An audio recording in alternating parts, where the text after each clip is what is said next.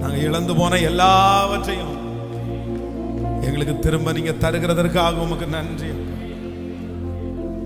நன்றி ஆண்டவரே. உங்க கிருபையின் கரம் எங்களை ஆளுகை செய்வதாக, எங்களை ஆளுகை செய்வதாக. உங்க கரங்களிலே எங்களை முழுவதுமாய் தாழ்த்துகிறோம். இயேசுவின் மூலம் ஜெபம் எடுக்கிறோம் நல்ல பிதாவே. வேதத்தை திறந்து வேதத்தை திறந்து ஒரு வசனத்தை வாசிக்க போகிறோம். 2 கொரிந்தியர் 6வது அதிகாரத்திலே 14வது வசனத்திலிருந்து நம்ம வாசிக்க போகிறோம். 2 கொரிந்தியர் 6வது அதிகாரம் 14வது வசனத்திலிருந்து வாசிக்கலாம். அந்நிய நுகத்திலே அவ்விசுவாசிகளுடன் பிணைக்கப்படாதிருப்பீர்களாக. நீதிக்கும் அநீதிக்கும் சம்பந்தம் ஏது? ஒளிக்கும் இருளுக்கும் ஐக்கியம் ஏது? கிறிஸ்துவுக்கும் பேலியாளுக்கும் இசைவு ஏது? அவ்விசுவாசியுடனே விசுவாசிக்கு பங்கு ஏது? தேவனுடைய ஆலயத்திற்கும் விக்கிரகங்களுக்கும் சம்பந்தம் ஏது? நான் அவர்களுக்குள்ளே வாசம் பண்ணி அவர்களுக்குள்ளே உலாவி அவர்கள் தேவனாயிருப்பேன், அவர்கள் என் ஜனமாயிருப்பார்கள் என்று தேவன் சொன்னபடி நீங்கள் ஜீவனுள்ள தேவனுடைய ஆலயமாயிருக்கிறீர்களே. ஆனபடினால் நீங்கள் அவர்கள் நடுவிலிருந்து புறப்பட்டு பிரிந்து போய் அசுத்தமானதை தொடாதிருங்கள் என்று கர்த்தர் சொல்லுகிறார். அடுத்த வசனத்தை கூட வாசிக்கலாம். அப்பொழுது நான் உங்களை ஏற்றுக்கொண்டு உங்களுக்கு பிதாவாய் இருப்பேன், நீங்கள் எனக்கு குமாரரும் குமாரத்திகளுமாய் இருப்பீர்கள் என்று சர்வ வல்லமை உள்ள கர்த்தர் சொல்லுகிறார். இன்னொரு விசை கூட இந்த வசனத்தை எல்லாம் வாசிக்க போறோம். 6ஆம் அதிகாரம் 14வது வசனத்திலிருந்து எல்லாரும் ரொம்ப தெளிவா, அந்நிய நுகத்திலே அவ்விசுவாசிகளுடன் பிணைக்கப்படாதிருப்பீர்களாக. நீதிக்கும் அநீதிக்கும் சம்பந்தம் ஏது? ஒளிக்கும் இருளுக்கும் ஐக்கியம் ஏது? கிறிஸ்துவுக்கும் பேலியாளுக்கும் இசைவேது?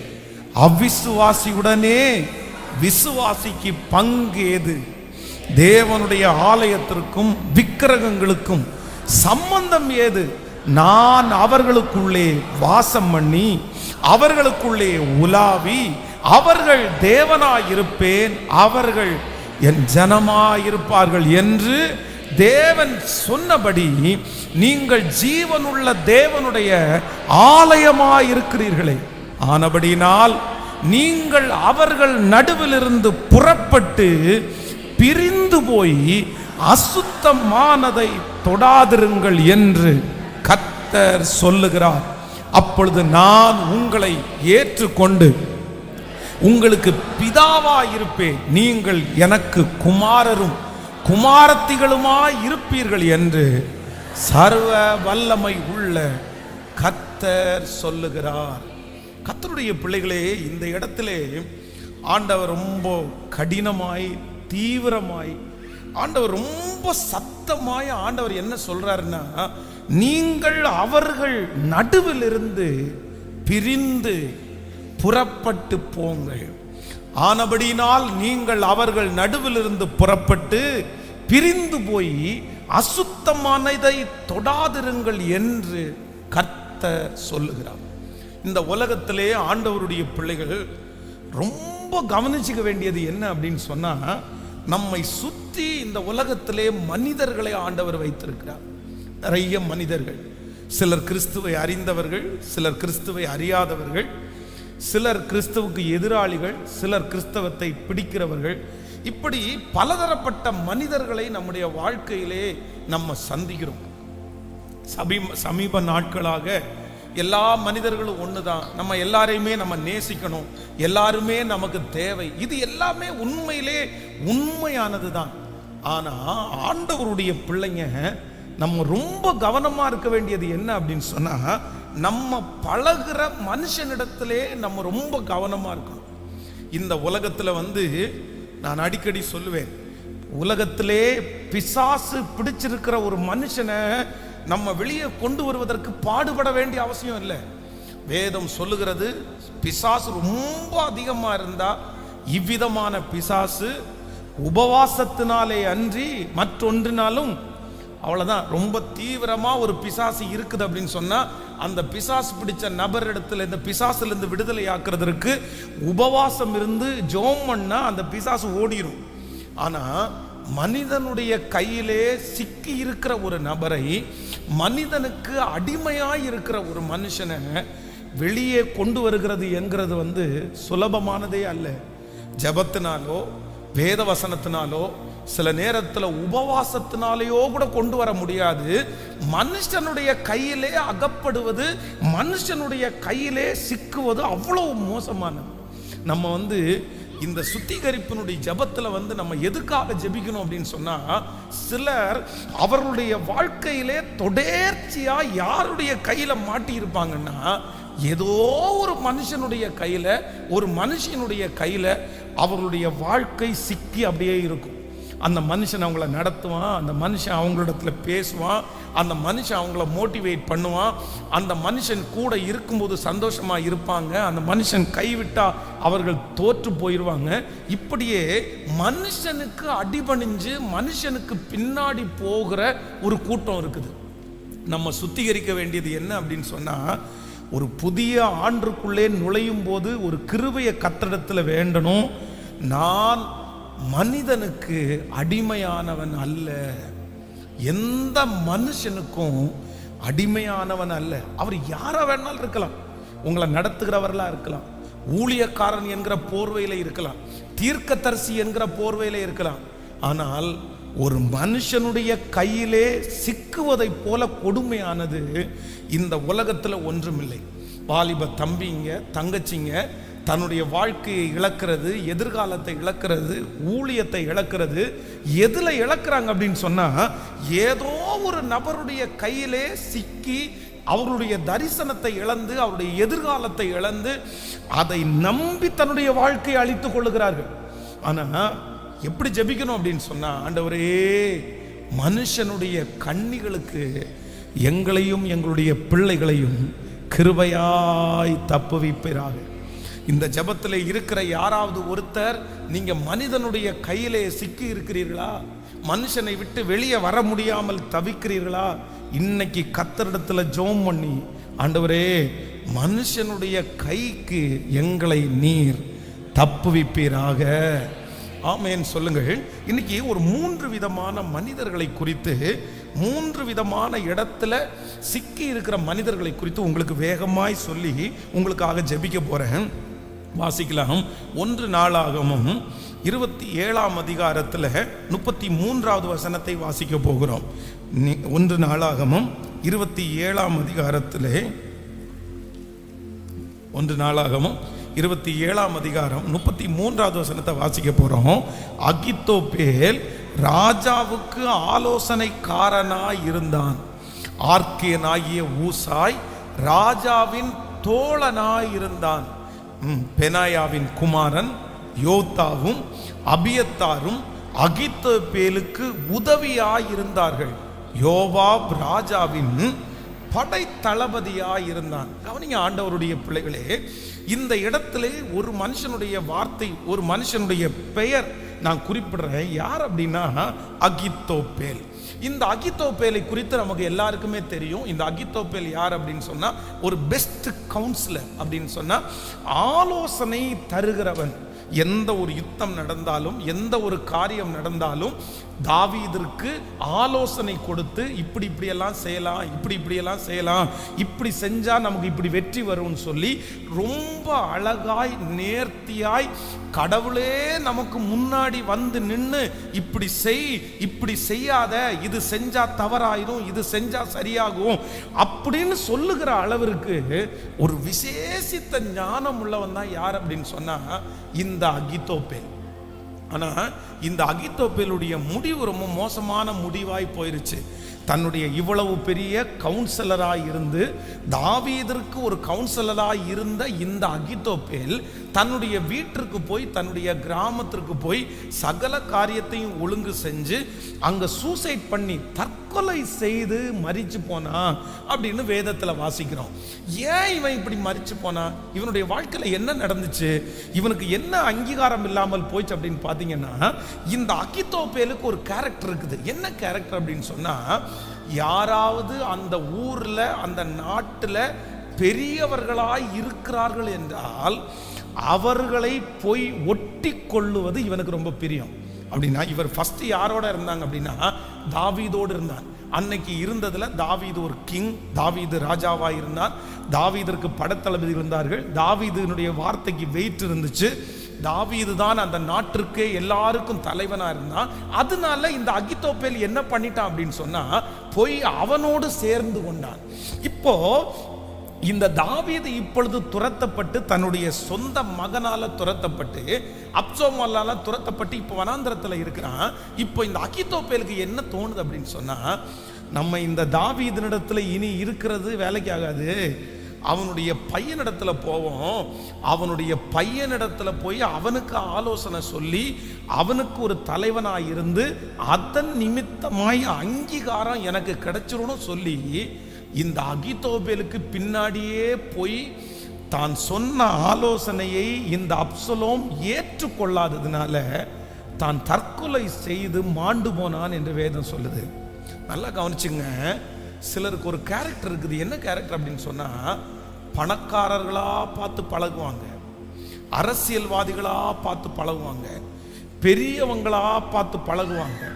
அவங்களுக்கு எப்பவும் என்ன அப்படின்னு சொன்னா, யாராவது ஒரு பெரிய ஆள் வந்து தனக்கு பழக்கமா இருக்கிறத ரொம்ப பெருமையா நினைப்பாங்க. நம்முடைய தேசத்துல பொதுவாக இந்தியாவில் எல்லா தேசத்திலே இருக்கிறதை காட்டிலும் அரசியல் என்கிற, நான் சொல்லுவேன், அரசியல் என்கிற ஒரு மிகப்பெரிய கொடூரமானது நம்முடைய தேசத்தில் ஆளுகை செய்யுது. பாருங்க, எத்தனையோ கட்சிகள் இருக்கிறது, எத்தனையோ கட்சி தலைவர்கள் இருக்கிறார்கள். எந்த குறிப்பிட்ட முக்கியமான பல நாடுகளில் இப்படி இல்லவே இல்லை. யாராவது 2 பேர் எலெக்ஷனுக்கு நிற்பாங்க, அந்த 2 பேரையும் மனிதர்கள் வந்து தேர்ந்தெடுப்பார்கள், அவ்வளோதான். அவங்க வந்து அந்த குறிப்பிட்ட அந்த நாள் வரைக்கும் அவர்கள் வந்து தலைவர்களாக இருப்பாங்க. ஆனால் நம்முடைய தேசத்தில் பார்த்தீங்க அப்படின்னு சொன்னால், தலைவர்களுக்காக உடம்பை வந்து கிறுக்கி கொள்றவங்க, தலைவர்களுக்காக தங்களுடைய நெஞ்சில் பச்சை குத்திக்கிறவங்க, தலைவர்களுடைய ஃபோட்டோவை போட்டு டிஷர்ட்டும் போடுறவங்க, தலைவர்களுடைய ஃபோட்டோக்களை காரில் வச்சு அதற்கு லைட்டு போட்டு அதில் போகிறவங்க, தலைவர்களுடைய ஃபோட்டோவை பேக்கெட்டில் வச்சுட்டு அந்த மனுஷனை வணங்குறது மாதிரி இருக்கிறவங்க, தலைவர்களுடைய ஃபோட்டோவை வீட்டில் மாட்டி அதில் சந்தோஷப்படுகிறவங்க, சினிமா நடிகைகள், நடிகர்கள், இப்படிப்பட்ட மனிதர்களை வீட்டில் வச்சுக்கிறவங்க வேற எங்கேயுமே இல்லை. நம்முடைய தேசத்துல தான் அதிகமா இருக்கிறாங்க. எத்தனை வாலிபர்கள் பாருங்க, அந்த தலைவன் யாரை பாத்திர முடியும், எத்தனை பேருக்கு உதவி செய்ய முடியும்? அவனுக்கும் நமக்கும் கொடுக்கப்பட்டிருக்கிறது 24 மணி நேரம், அந்த மனுஷனுக்கும் கொடுக்கப்பட்டிருக்கு 24 மணி நேரம். அந்த தொண்டன் அப்படின்னு சொல்ற அந்த மனுஷன் இருக்கிறாங்க பாருங்க, அவங்களுடைய பேர் என்னன்னு கூட அந்த தலைவனுக்கு தெரியாது. அவன் எந்த ஊரில் இருக்கிறான், என்ன வேலை பண்ணுறான், அவனுக்கு என்ன சம்பளம், எதுவுமே தெரியாது. எலெக்ஷன் டைம் பார்த்தீங்கன்னா, எலெக்ஷன் டைம் ஒரு சாராய பாட்டில், அகைன் ஒரு பிரியாணி பொட்டலம், ஒரு சாராய பாக்கெட்டு, பஸ்ஸுக்கு ஒரு 300 ரூபாய் கொடுத்து அங்கே ஊரில் இருந்து கூட்டிட்டு வந்து அந்த மீட்டிங் அட்டன் பண்ணி இப்படி தங்களுடைய வாழ்க்கையை கெடுத்து கொள்ளுகிறவர்கள் இருக்கிறார்கள். அப்போ இன்றைக்கு அது வெறும் அரசியல்வாதிகளையும் பெரிய சினிமா நடிகளையும் மட்டும் சொல்லல. ஒரு தேவனுடைய பிள்ளை எந்த மனுஷனுடைய கையில சிக்கக்கூடாது அப்படின்னு சொன்னா, அதிகாரத்திலையும் ஆளுகையும் இருக்கிற மனுஷனை நம்பி நம்பி நம்பி நம்பி அவர்களுக்காக உழைச்சு, அவர்களுக்காக நேரத்தை செலவு பண்ணி, அவர்களுக்கு பின்னாடியே போகிற இந்த கட்டிலிருந்து நம்முடைய குடும்பத்தையும் நம்மையும் கர்த்தர் கிருபையாய் மீட்டெடுப்பாராக. எத்தனை பேர் ஆமோதிக்கிறீர்கள்? இது வெறும் நீங்க உலகத்துல மட்டும் சொல்லாதீங்க. இது எங்கேயும் இருக்கு தெரியுமா? கிறிஸ்தவத்துக்குள்ளேயும் இருக்கிறது. குறிப்பிட்ட ஒரு பகுதியில் பார்த்தீங்கன்னா ஒரு தீர்க்கதரிசி ஊழியம் செய்து கொண்டிருந்தார். அந்த தீர்க்கதரிசி ஊழியம் செய்து அவர் பல இடங்களில் அவர் கூட்டத்தை நடத்துவார். திருச்சியில் நடத்துவார், சென்னையில் நடத்துவார், பெங்களூரில் நடத்துவார், துபாயில் நடத்துவார், இன்னும் பல பல இடங்களிலே அவர் மீட்டிங் நடத்துவார். நீங்கள் சொன்னால் நம்ப மாட்டீங்க, 11 வருஷமாய் தன்னுடைய குடும்பத்தை கவனிக்காம, தன்னுடைய பிள்ளைகளை கவனிக்காம, தன்னுடைய பிள்ளைகளையும் கணவனாரையும் நடு தெருவில் விட்டுட்டு 11 வருஷமா இந்த தீர்க்கதரிசி எங்கெல்லாம் மீட்டிங் நடத்துகிறாரோ அந்த இடத்துலெல்லாம் மீட்டிங் கடந்து போய் தன்னுடைய ஆயுசு நாட்களிலே பல வருடங்களை கழித்து அந்த தீர்க்கதரிசியினுடைய வாழ்க்கையில் ஒரு மாற்றம் வந்ததற்கு பிறகு தன்னுடைய இருதயத்திலே தன்னுடைய தீர்க்கதரிசி தன்னை ஏமாற்றினார்னு நினைச்சு தற்கொலை செய்து மாண்டு போன ஒரு மனுஷியனுடைய அந்த சரித்திரம் என்னை அதிர பண்ணிருச்சு. அப்போ நீங்க ரொம்ப கவனமா இருக்கணும். அவங்க தலைவர்களா இருக்கலாம், அவங்க மதிப்புக்குரியவர்களா இருக்கலாம், ஆனா உங்களுக்குன்னு ஒரு வாழ்க்கை இருக்குது, உங்களுக்குன்னு ஒரு குடும்பம் இருக்குது, உங்களுக்கென்று ஒரு சம்பாத்தியம் இருக்குது, உங்களுக்கென்று ஒரு தேவன் இருக்கிறார். நம்மை வழி நடத்துகிறவர்கள் மனிதர்கள் அல்ல, நம்மை வழி நடத்துகிறவர் கர்த்தர் நம்மை வழி நடத்துகிறார். நமக்கு தலைவன் தேவன், நமக்கு ஹீரோ தேவன், நமக்கு முன்மாதிரி தேவன், நமக்கு உலகத்திலே இருக்கிறவர்கள் அல்ல. கிறிஸ்து இயேசுவை கவனித்து பாருங்கள், கிறிஸ்து இயேசுவை கவனித்து பாருங்கள். பாருங்க, இந்த சவுல் ராஜாவை குறித்து வேதம் சொல்லுகிறது, அவனுக்கு ஆண்டவரை தெரியாது, தன்னை அபிஷேகம் பண்ணின ஆண்டவரை தெரியாது, தன்னை ராஜாவாய் மாற்றின ஆண்டவரை தெரியாது, ஒன்றும் இல்லாத இடத்திலிருந்து எடுத்த ஆண்டவரை தெரியாது. ஆனா இந்த சவுலுக்கு யாரை தெரியும் தெரியுமா? சாமுவேலை தான் தெரியும். இந்த சாமுவேல் தான் ஆண்டவரிடத்துல கேட்டு இந்த சவுலுக்கு சொல்லிட்டு இருந்தாரு, இந்தபடி செய், இன்னபடி செய், இங்க போ, இங்க போகாத. ஆனா இந்த சாமுவேலுடைய வார்த்தைக்கும் அவன் கீழ்ப்படியல. கடைசியில பாத்தீங்க அப்படின்னு சொன்னா அவனுடைய முடிவு நேரத்துல சாமுவேல் அவனோட இல்ல, அந்த மனுஷனை தன்னுடைய கையில அவன் வச்சுக்க முடியல. தேவனுடைய சத்தத்தையும் கேட்கல, சாமுவேலுடைய சத்தத்தையும் கேட்கல. அப்போ இன்று இந்த சத்தத்திலே கேட்டுக்கொண்டிருக்கிற யாராவது ஒருத்தர் ஒரு தலைவனுக்கு பின்பாக அவங்க என்ன நல்லா வச்சுக்கணும், அவங்கள நான் புகழ்த்தணும், அவங்கள்ட்ட நல்ல பேர் வாங்கணும், அவங்கள்ட்ட நான் கைத்தட்டு வாங்கணும், அவங்கள்ட்ட நான் அங்கீகாரம் வாங்கணும், அவங்க என்ன 4 பேருக்கு முன்னாடி கொண்டு வந்து நிறுத்தணும், அப்படிப்பட்ட மனப்பக்குவம் உங்களுக்குள்ளே இருக்குமானால் இது கர்த்தருக்கு பிரியமானது அல்ல. எத்தனை பேர் ஆமோதிக்கிறீர்கள்? உங்க குடும்பத்தில் யாராவது ஒருத்தர் அப்படி இருந்தால் கூட நீங்க அவங்களுக்காக ஜெபம் பண்ணுங்க. உங்களுடைய வீட்டில் பார்த்தீங்க அப்படின்னு சொன்னால் அரசியல் தலைவர்களுடைய ஃபோட்டோவை கண்டிப்பாக நீங்கள் வீட்டில் வச்சுக்க வேண்டிய அவசியம் இல்லை. இன்னும் சினிமா நடிகர்களுடைய ஃபோட்டோக்களை வீட்டில் வைத்து கொள்ள வேண்டிய அவசியம் இல்லை. இன்னும் சொல்ல போனால் எந்த மனிதனுடைய ஃபோட்டோக்களையும் நம்முடைய வீட்டிலே வச்சு பூஜை பண்ண வேண்டிய அவசியம் கண்டிப்பாக இல்லை. வேதம் சொல்லுகிறது, நாசியிலே சுவாசம் இருக்கிற மனிதனை நம்புவதை பார்க்கிலும் கர்த்தர் பேர் பற்றுதலாய் இருப்பதே நல்லது. கர்த்தர் ஒருவரே பெரியவர், அவர் ஒருவரே பெரியவர். ஆமென். பாருங்க, இந்த மைக்கேல் ஜாக்சன் அப்படின்ற ஒரு பெரிய பாடகர் இருந்தார். அவருக்கு சமீபத்தில் அவர் இறந்து போயிட்டாரு. இந்த மைக்கேல் ஜாக்சன் ஆடுகிற இல்லைன்னா அவர் கலந்து கொள்ளுகிற அந்த நிகழ்ச்சிகளெல்லாம் நீங்கள் பார்த்தீங்க அப்படின்னு சொன்னால் பெண்களும் ஆண்களும் அவங்க மேடையில் வந்து நின்று குறிப்பிட்ட வார்த்தைகளை சொல்லும்போது, அந்த ஆக்ஷன் பண்ணும்போது அங்கே இருக்கிற பெண்கள், அங்கே இருக்கிற ஆண்கள் பார்த்தீங்கன்னா ஓன அழுவாங்க, அப்படியே தலையில் அடித்து அழுவாங்க. அவனை பார்த்த உடனே, அந்த மனுஷனை பார்த்த உடனே அழுவாங்க. நீங்க அந்த வீடியோக்குள்ள எல்லாம் பார்த்தீங்க அப்படின்னு சொன்னா, நிறைய பிள்ளைகளை பார்த்தீங்க அப்படின்னு சொன்னா, அந்த எமோஷனல் தாங்க முடியாம ஒரு மனுஷன் மேல வச்ச அந்த ஈர்ப்பின் நிமித்தமாய் அந்த கூட்டத்தில் பார்த்தீங்கன்னா மயக்கம் அடிச்சு விழுந்துருவாங்க. அவங்கள அப்படியே ஸ்ட்ரக்சர்ல தூக்கிட்டு போவாங்க. என்ன, நம்முடைய தமிழ்நாட்டில் சமீபத்தில் நடந்த ஒரு குறிப்பிட்ட அந்த கட்சி, அந்த கட்சியில் அன்றைக்கு நிறைய பேர் கலந்து கொண்டார்கள். அன்னைக்கு பார்த்தீங்க அப்படின்னு சொன்னா, அந்த கட்சியில் மட்டும் அன்னைக்கு அந்த மீட்டிங் நடக்கிற அன்னைக்கு மட்டும் 4 சாவு, 4 பேருடைய உயிர். நமக்கு அன்னைக்கு கட்சி மீட்டிங் நடந்துருச்சு, லட்சக்கணக்கான பேர் வந்தாங்க, பயங்கரமான ஃபேமஸ், அந்த ஊரு ஃபேமஸ். அந்த இறந்து போன அந்த வாலிப தம்பியினுடைய உயிரை யார் மீட்டு கொடுப்பா? அந்த அம்மாவுடைய நிலைமை, அந்த அப்பாவுடைய நிலைமை, அந்த குடும்பத்தினுடைய நிலைமை, அந்த மனைவியினுடைய நிலைமை, பிள்ளைகளுடைய நிலைமை. அப்போ இந்த அசுத்தத்தை கர்த்தர் நம்முடைய தேசத்திலிருந்து கர்த்தர் எடுத்து போடுவாராக. இன்னைக்கு ஒரு தீர்மானம் எடுங்க.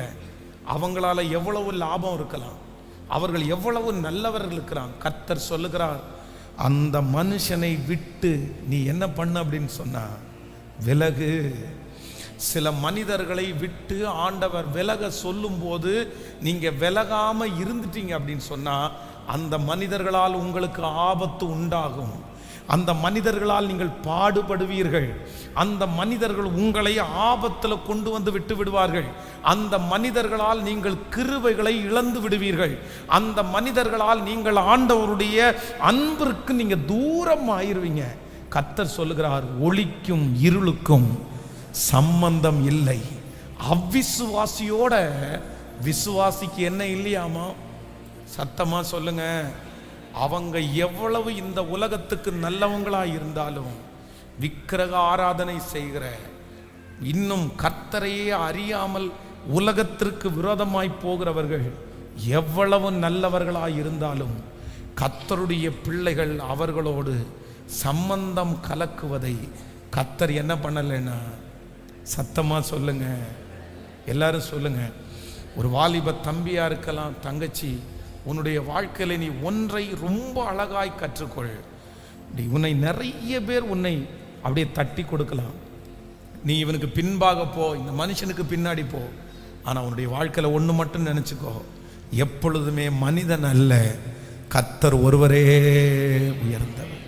மனுஷனை நான் நம்ப மாட்டேன். நாசியிலே சுவாசம் இருக்கிற மனிதனை நம்புவதை பார்க்கிலும் கர்த்தர் மேல் பற்றுதலா இருப்பதே நலம். கையை மேல உயர்த்தி, நான் உங்களை மட்டும் நான் நம்புவேன் ஆண்டவர்.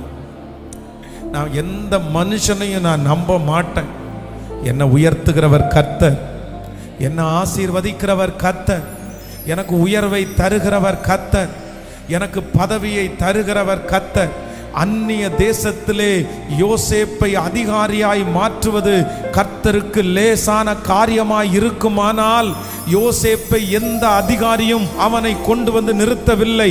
கர்த்தரே பார்வோனுக்கு முன்பாக கொண்டு வந்து நிறுத்தினது போல ராஜாக்களோடு கர்த்தர் உங்களுக்கு உடன்படிக்கையை கர்த்தர் தருவார். கர்த்தர் உங்களை பிரபுக்களோடு உட்கார வைப்பார். கர்த்தர் உயர்ந்த மனிதர்களோடு உட்கார வைப்பார். நான் தேடி போவது அல்ல, கர்த்தரே என்னை அங்கே அவர்களுக்கு முன்பாய் கொண்டு நிறுத்துகிறதற்கு கர்த்தர் வல்லவராய் இருக்கிறார். ஆமென் சொல்லுங்கள். சின்ன சின்ன கைத்தட்டலுக்காக, சின்ன சின்ன அவார்டுக்காக, மற்றவர்களுக்கு முன்பாக தலைவர் என்ன பார்த்துட்டாரு, தலைவர் என்னுடைய, பாருங்க எவ்வளவு கொடுமை பாருங்க. சொல்றாங்க, தலைவர் என்ன ஒரு பார்வை பார்த்துட்டாரு, அது போதும் நான் வாழ்ந்துருவேன். தலைவர் எனக்கு, நான் யூஸ் பண்ண டவலை தலைவர் கையில் எடுத்துட்டாரு, அது போதும் நான் அந்த இதுலேயே வாழ்ந்துருவேன். எவ்வளோ பெரிய ஒரு கொடுமை தெரியுமா? ரொம்ப தவறு. நான் உங்களுக்கு சொல்லுகிறேன், கோயம்புத்தூரில் இந்த எஃப்எம் ரேடியோ இருக்கு பாருங்களேன். ஒரு காலத்தில் இந்த எஃப்எம் ரேடியோ ரொம்ப ஃபேமஸ், ரொம்ப பயங்கரமான ஃபேமஸ். எங்கே பார்த்தாலும் இந்த எஃப்எம் ரேடியோ ஓடிட்டே இருக்கும்.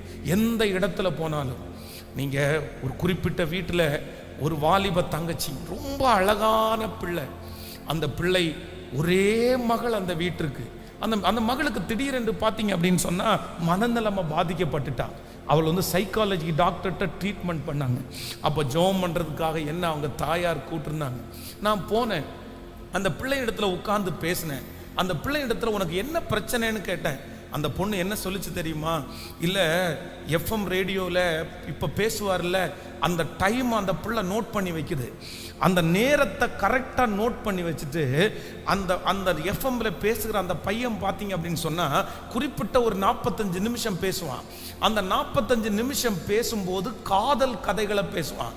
இந்த பெண்ணு அந்த பேசுகிற நபருடைய குரலை கேட்டு அவன் எங்கிட்ட தான் பேசுறான் அப்படின்னு சொல்லி ஒரு பிரம்மையான வாழ்க்கையை அப்படியே வாழ்ந்து அவன் என்ன கல்யாணம் பண்ண சொல்றான், அவன் என்ன இந்த தெருவில் வந்து பார்க்குறேன்னு சொல்றான் அப்படின்னு சொல்லி அவ்வளவு ஒரே பொண்ணு மனநலமா பாதிக்கப்பட்டு பைத்தியமாய் மாறிவிட்டாள்.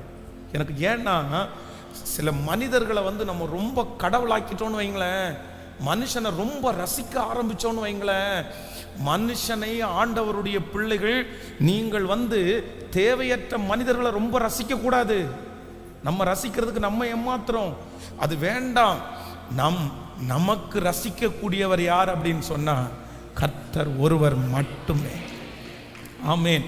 திரைப்படங்களிலே பார்த்து டிவியில் பார்த்து அதை போல ஸ்டைலை நமக்கு கொண்டு வர்றதற்கு நம்ம வந்து உலகத்தான் அல்ல. நம்ம யார் அப்படின்னா நம்ம ஆண்டவருடைய பிள்ளைகள். எத்தனை பேர் ஆமோதிக்கிறீர்கள்? இந்த சத்தத்தை கேட்கிற யாரோ ஒருத்தர் இருக்கலாம். உங்களுக்கு அரசியல்வாதி தலைவனா இல்லாமல் இருக்கலாம், ஒருவேளை உங்களுக்கு சினிமா நடிகர்கள் உங்களுக்கு தலைவர்களாய் தலைவிகளாய் இல்லாமல் இருக்கலாம். ஆனால் ஏதோ ஒரு மனிதன் அங்கே உங்களுடைய மேனேஜராக இருக்கலாம், உங்கள் தெருவில் இருக்கிற ஒரு பர்சனாக இருக்கலாம். ஆனால் ஆண்டவர் என்ன வாக்கு கொடுக்குறார் அப்படின்னு சொன்னால், தலைமத்துவத்திலே இருக்கிற மனுஷனை தனக்கு வைத்திருக்கிறது பெருமை என்று நீங்கள் நினைக்கவே கூடாதாமா. ஹல்லேலூயா. விசுவாசிக்கிறீங்களா இல்லையா? நடிகர் அஜித் குமார் அவரிடத்துல வந்து ஒரு தகப்பனார், ஒரு கோடீஸ்வரனான தகப்பனார் கெஞ்சி டேட்டு கேட்டாராம்மா. எதுக்கு தெரியுமா? என் பிள்ளையோட ஒரு 5 மினிட்ஸ் என் பிள்ளையோட பேசுறதுக்கு உங்களுக்கு எத்தனை கோடி ரூபாய் வேணாலும் தரேன் அப்படின்னு சொல்லி அப்படி ஏன் என்ன பிரச்சனை? எதுக்காக உங்க பிள்ளை என்ன பார்க்கணும்னு நினைக்கிறான்னா, 9th படிக்கும்போது அந்த நடிகருடைய படத்தை பார்த்து அவர் தான் என்னுடைய வருங்கால கணவன் அப்படின்னு மனசில் ஃபிக்ஸ் பண்ணி அவருடைய படத்தை ஒன்று விட நமக்கு நிறைய நேரத்தில் சிரிப்பு வருது. ஆனால் அந்த பிள்ளையினுடைய தகப்பனாருடைய நிலைமையை நினச்சி பாருங்க, தாயாருடைய நிலைமையை நினச்சி பாருங்க. தன்னுடைய பாட புத்தகத்தில் எங்கே அந்த பட நடிகருடைய ஃபோட்டோவை பார்த்தாலும் வாங்கி அதை கட் பண்ணி தன்னுடைய பாட புத்தகத்தில் வைக்கிறது, தன்னுடைய பாட புத்தகத்தில் வச்சு முத்தம் கொடுக்கிறது, தன்னுடைய பாட புத்தகத்தில் வச்சு எழுதுறது. அந்த மனுஷன் எழுதுறது மாதிரியே இந்த பொண்ணு லெட்டர் எழுதுறது. இப்படியே மன அழுத்தத்துக்குள்ள ஆளாகி எனக்கு கல்யாணம் ஆச்சுன்னு ஒரு வார்த்தை சொல்லுங்க, என் பிள்ளை அப்படியாவது மாறுவா அப்படின்னு அந்த தகப்பனார் வந்து கெஞ்சினாராமா. அதனால இப்படிப்பட்ட மனிதர்களை சார்ந்திருக்கிற ஒவ்வொருத்தரையும் கர்த்தர் விடுதலை ஆக்குவாராக. எந்த மனிதனையும் நம்ம எப்பொழுதுமே சார்ந்திருக்க கூடாது. எல்லா மனிதர்களும் மாயை. எல்லாரும் ஒரு நாள் நம்மை கைவிடுவார்கள், எல்லாரும் ஒரு நாள் நம்மை விட்டு கடந்து போவார்கள், எல்லாரும் ஒரு நாள் மாறுவார்கள். எவ்வளவு பெரிய மனுஷனா இருந்தாலும் ஒரு நாள் மாறுவான். அன்பு சகோதரனே சகோதரியே, இவர்கள் மாற மாட்டாங்க, யாரு மாறினாலும் இவங்க மாற மாட்டாங்கன்னு உங்க மனசுல இப்ப நினைப்பீங்கன்னா அதை மாற்றி கொள்ளுங்க. நாசியில சுவாசம் இருக்கிற மனுஷன் அவன் எவ்வளவு வாக்குறுதி கொடுத்தாலும் ஒரு நாள் மாறுவான். கர்த்தர் சொல்லுகிறார், அந்த மனுஷனை நம்பி அவருக்கு பின்னாடியே நீ போகாத. ஒரு நாள் அவர்கள் கைவிட்டால் இந்த அகித்தோப்பேலை போல உன்னுடைய வாழ்க்கை மாறிடும். ஆசையா போய் அப்சலோம்கிட்ட சேர்றான். அப்சலோமிடத்துல சேரும் போது அவன் அப்படியே பொண்ணு மாதிரி பார்த்துக்கணும்னு நினைக்கிறான், ஒரு ராஜாவா மதிக்கிறான், அவனுக்கு நல்ல ஆலோசனை கொடுக்கணும்னு நினைக்கிறான், அப்சலோமுக்கு கீழே இருக்கிறத பாக்கியமா நினைக்கிறான். ஆனா அப்சலோமுக்கு ஒண்ணுமே தெரியாம இந்த அகித்தோப்பேலுடைய ஆலோசனையை அப்படி துச்சமா நினைச்ச உடனே மனசு உடைஞ்சு போய் வெறுத்து போய் தற்கொலை செய்து மாண்டு போனான். இன்றைக்கு இந்த சத்தத்தை கேட்கிற யாரும் மனுஷனால நீங்க அப்செட் ஆகக்கூடாது, மனுஷனால மனம் கசரக்கூடாது, மனுஷனால உங்களுடைய வாழ்க்கைக்கு வெறுப்பு உண்டாக கூடாது. கர்த்தர் சொல்லுகிறார், அவன் எம்மாத்திரம். உங்களை உயர்த்துவதற்கு தாழ்த்துவதற்கு அவன் எம்மாத்திரம், உங்களை நடத்துவதற்கு அவன் எம்மாத்திரம். சர்வ வல்லவராகிய கர்த்தர் உங்களை நடத்துகிறவர். சர்வ வல்லவராகிய கர்த்தர் உங்களுக்காக வாய்ப்புகளை ஏற்படுத்தி கொடுக்கிற கர்த்தர். நான் மனுஷனை பின்பற்றுபவன் அல்ல, கர்த்தரையே பின்பற்றுபவன். ஹல்லேலூயா.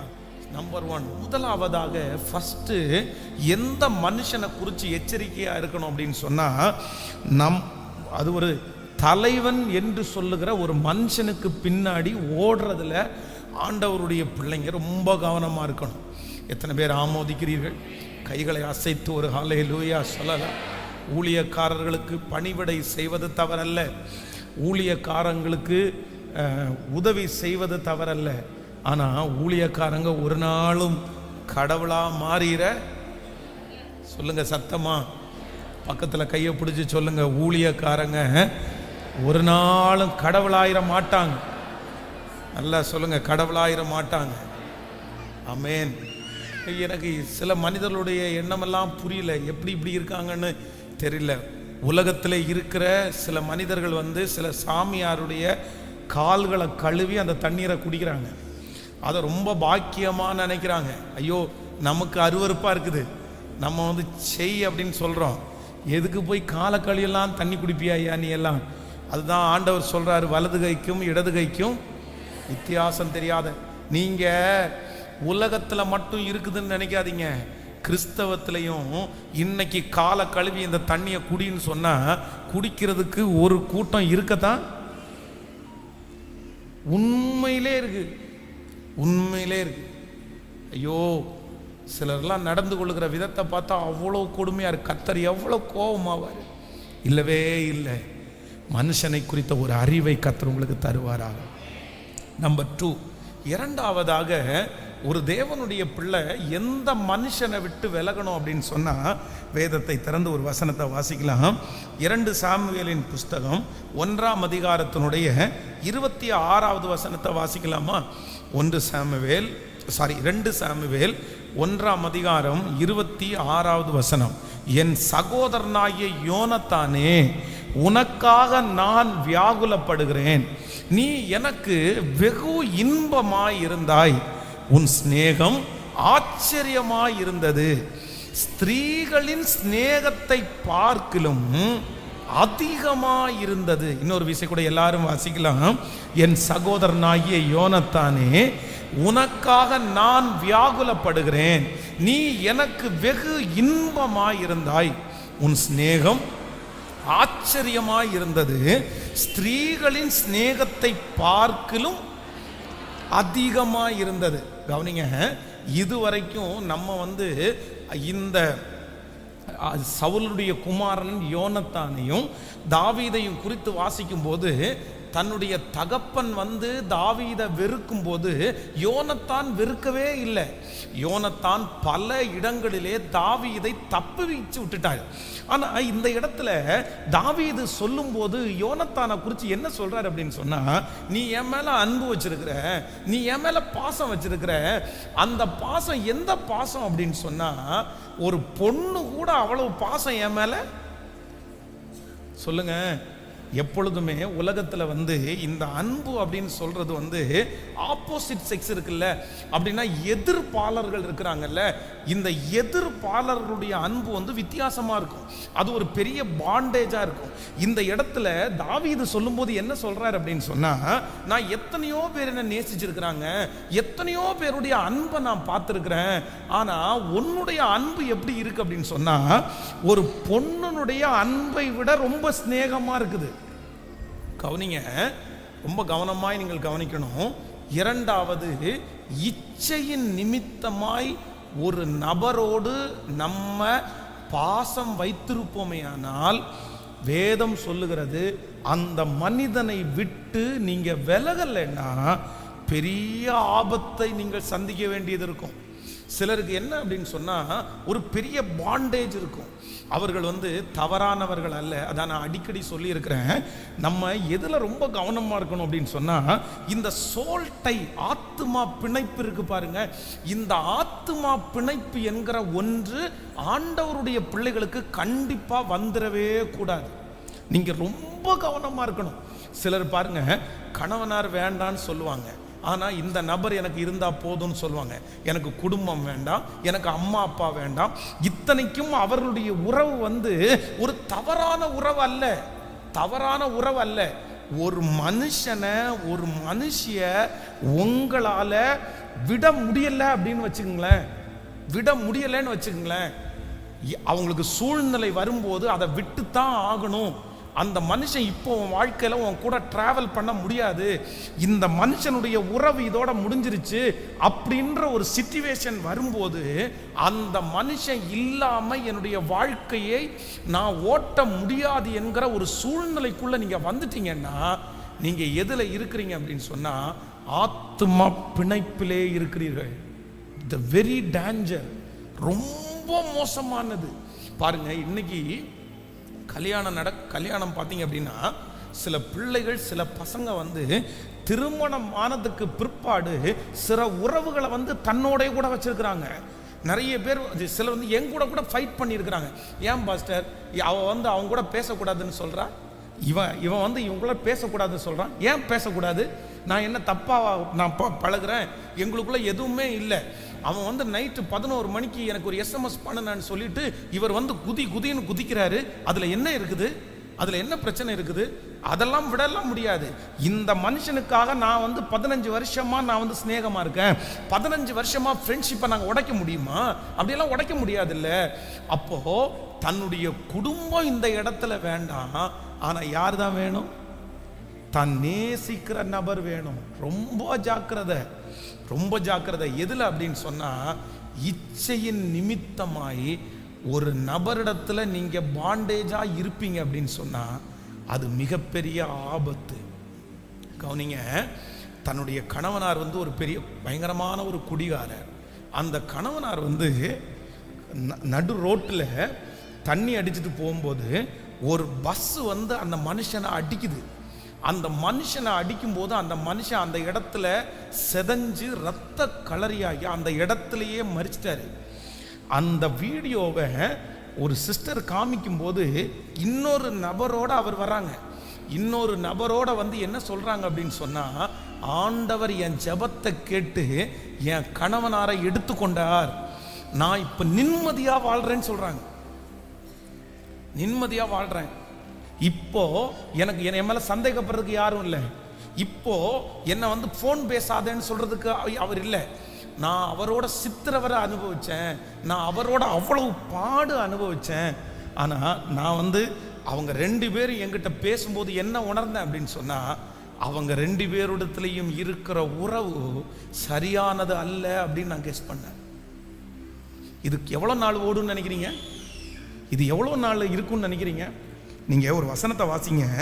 நீதிமொழிகள் 7ஆம் அதிகாரத்தினுடைய 9வது வசனத்தை வாசிக்கலாமா? நீதிமொழிகள் 7ஆம் அதிகாரம் 9வது வசனத்தை வாசிக்கலாமா? 9வது வசனம், அவள் இருக்கும் சந்து கெடுத்த தெருவில் சென்று அவள் வீட்டு வழியாய் நடந்து போனான். அப்பொழுது இதோ வேசியின் ஆடை ஆபரணங்கள் தரித்த தந்திரமுள்ள ஒரு ஸ்திரீ அவனுக்கு எதிர்பட்டாள். அவள் வாயாடியும் அடங்காதவளுமானவள். அவள் கால்கள் வீட்டிலே தரிக்கிறது இல்லை. சில வேளையில் வெளியிருப்பாள், சில வேளை வீதியில் இருப்பாள், சந்துகள் தோறும் பதிவிருப்பாள். அவள் அவனை பிடித்து முத்தம் செய்து முகம் நாணாமல் அவனை பார்த்து, சமாதான பலிகள் என் மேல் சுமந்திருக்கிறது, இன்றைக்குத்தான் என் பொருத்தனைகளை நிறைவேற்றினேன், ஆதலால் நான் உன்னை சந்திக்க புறப்பட்டு உன் முகத்தை ஆவலோடு தேடினேன், இப்பொழுது உன்னை கண்டுபிடித்தேன். என் மஞ்சத்தை இரத்தின கம்பளங்களாலும் எகிப்து தேசத்து விசித்திரமான வெள்ளிய வஸ்திரங்களாலும் சிங்கரித்தேன். என் படுக்கையை வெள்ளை போலத்தாலும் சந்தனத்தாலும் லவங்க பட்டையினாலும் வாசனை காட்டினேன்.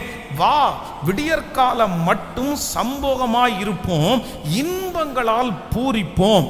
புருஷன் வீட்டிலே இல்லை, தூர பிரயாணம் போனான், பணப்பையை தன் கையிலே கொண்டு போனான், குறிப்பிட்ட நாள் வீட்டிற்கு வருவான் என்று சொல்லி தன் மிகுதியான இனிய சொற்களால் அவனை வசப்படுத்தி தன் உதடுகளின் மதுர வாக்கினால் அவளை இளங்க பண்ணினான். உடனே அவன் அவள் பின்னே சென்றான். ஒரு மாடு அடிக்கப்படும்படி செல்லுவது போலும், ஒரு மூடன் விலங்கிடப்பட்டு தண்டனைக்கு போவது போலும், ஒரு குருவி தன் பிராணனை வாங்க கண்ணியை அறியாமல் அதில் விழ தீவிரிக்கிறது போலும் அவளுக்கு பின்னே போனான். அம்பு அவன் ஈரலை பிளந்தது. அம்பு அவன் ஈரலை பிளந்தது. இந்த சத்தம் யாருக்காக சொல்லப்படுதுன்னு தெரியாது. நீங்க மனுஷனுக்கு ரொம்ப ஜாக்கிரதையா இருக்கணும். மனுஷனுக்கு ரொம்ப ஜாக்கிரதையா இருக்கணும். பேச்சினால, ட்ரெஸ்ஸுனால, தங்களுடைய வெளி தோற்றத்தினால உங்களை அட்ராக்ட் பண்ணி உங்களுக்கு ஏதோ ஒரு கம்ஃபர்ட் சோன் கொடுத்து, உங்களுக்கு ஒரு ஆறுதல் கொடுத்து, உங்களுக்கு ஒரு சந்தோஷத்தை கொடுத்து உங்களை தன் பக்கமாய் இழுத்து தன்னுடைய எல்லா காரியத்தையும் அனுபவிக்கிற சில மனிதர்களை விட்டு நீங்க விலகல அப்படின்னு சொன்னா உங்க வாழ்க்கை ஒன்றும் இல்லாம போயிடும். அதுவும் வாலிப தம்பி தங்கச்சிகளுக்கு நான் சொல்றேன், வெளி ஊர்ல இருந்து படிப்பதற்காகவோ வேலைக்காகவோ போன ஒவ்வொரு பிள்ளைகளுக்காக நான் ரொம்ப பாரத்தோட நான் ஜெபிக்கிறேன்.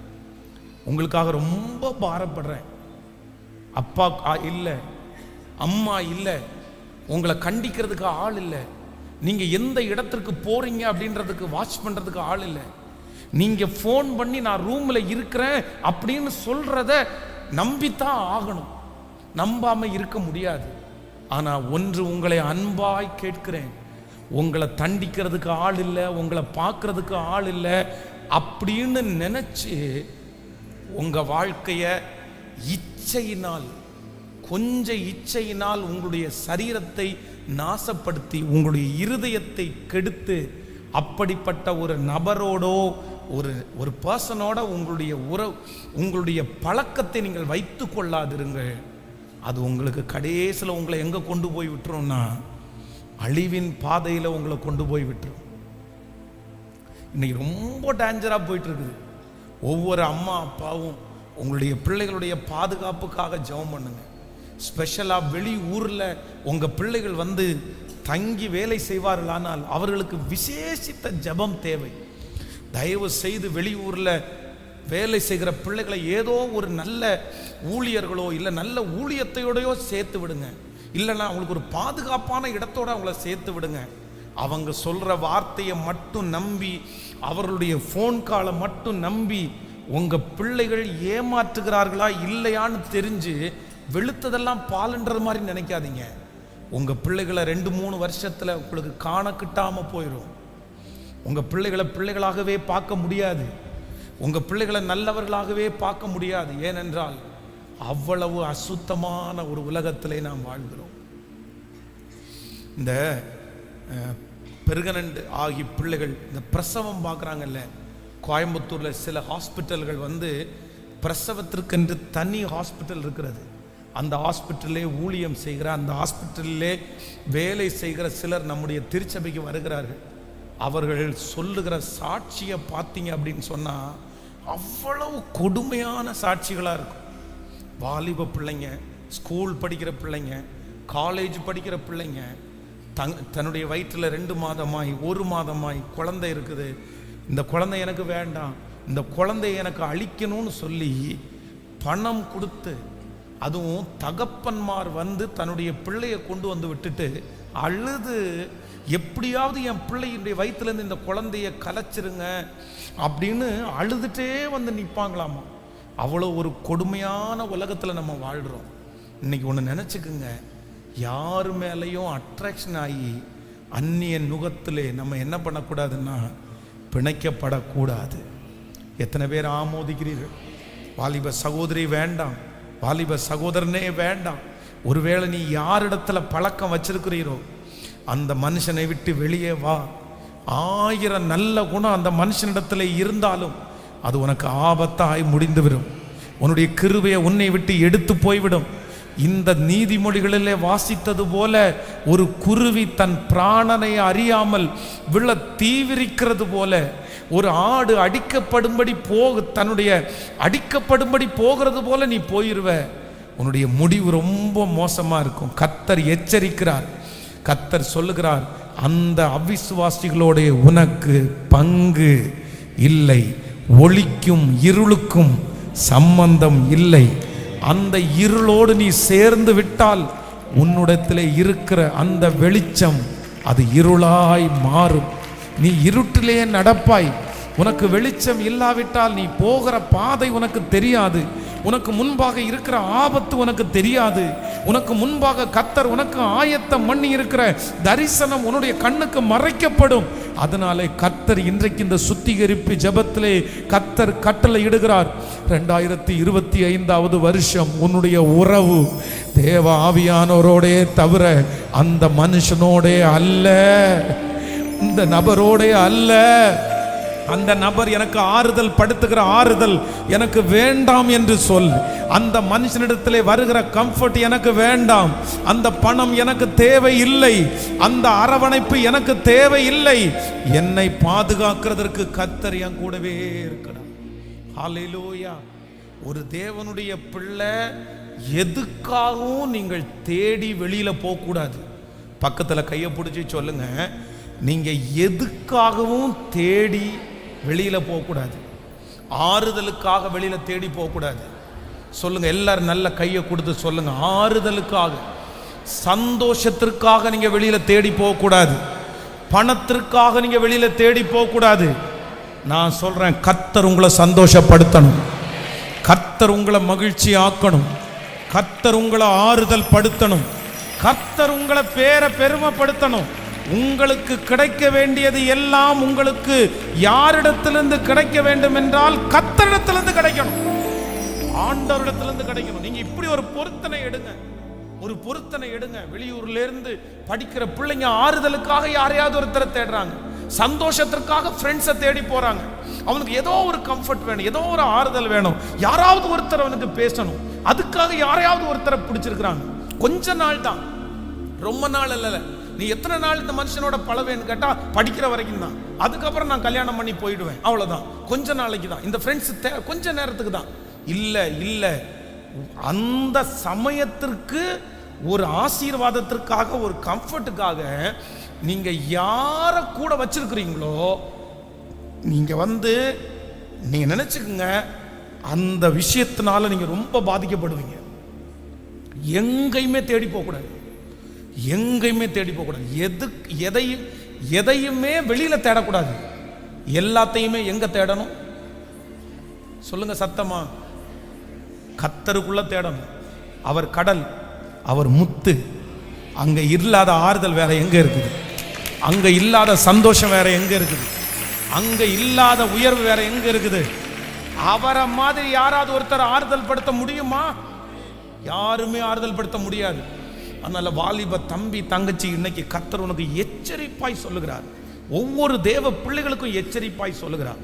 எனக்கு தெரிஞ்சு சந்தோஷம் வேணும், வீடு கலகலகலன்னு இருக்கணும், நிறைய பேர் வீட்டுக்கு வந்துட்டு போயிட்டு இருக்கணும், என் வீடு எப்பொழுதும் சந்தோஷமா இருக்கணும்னு சொல்லி ஓயாம சோறாக்கி போட்டு வருகிற சொந்தக்காரங்க எல்லாருக்கும் வீட்டை திறந்து கொடுத்து ராத்திரி பகலா ஆட்களை வர்றதுக்கும் போறதுக்கும் வச்ச நிறைய குடும்பம் இன்னைக்கு வரைக்கும் நல்லா வரலங்க.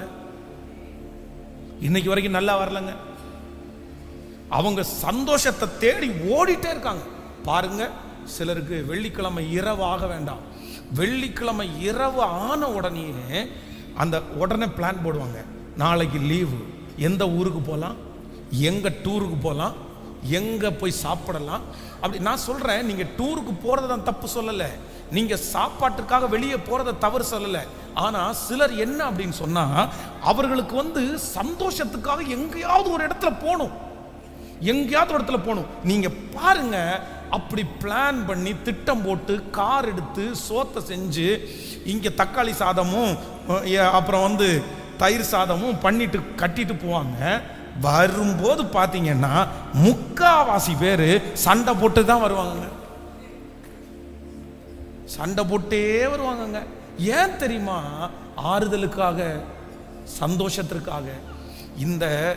இந்த கூட்டத்தில் இருக்கிற ஏதோ ஒரு வாலிப தம்பி தங்கச்சி, நீ சும்மா ஒரு என்டர்டைன்மெண்ட்டுக்காக, ஜஸ்ட் ஒரு சும்மா ஒரு ஃபன்னுக்காக நீ டெக்ஸ்ட் பண்ணிட்டு இருக்கிறியா?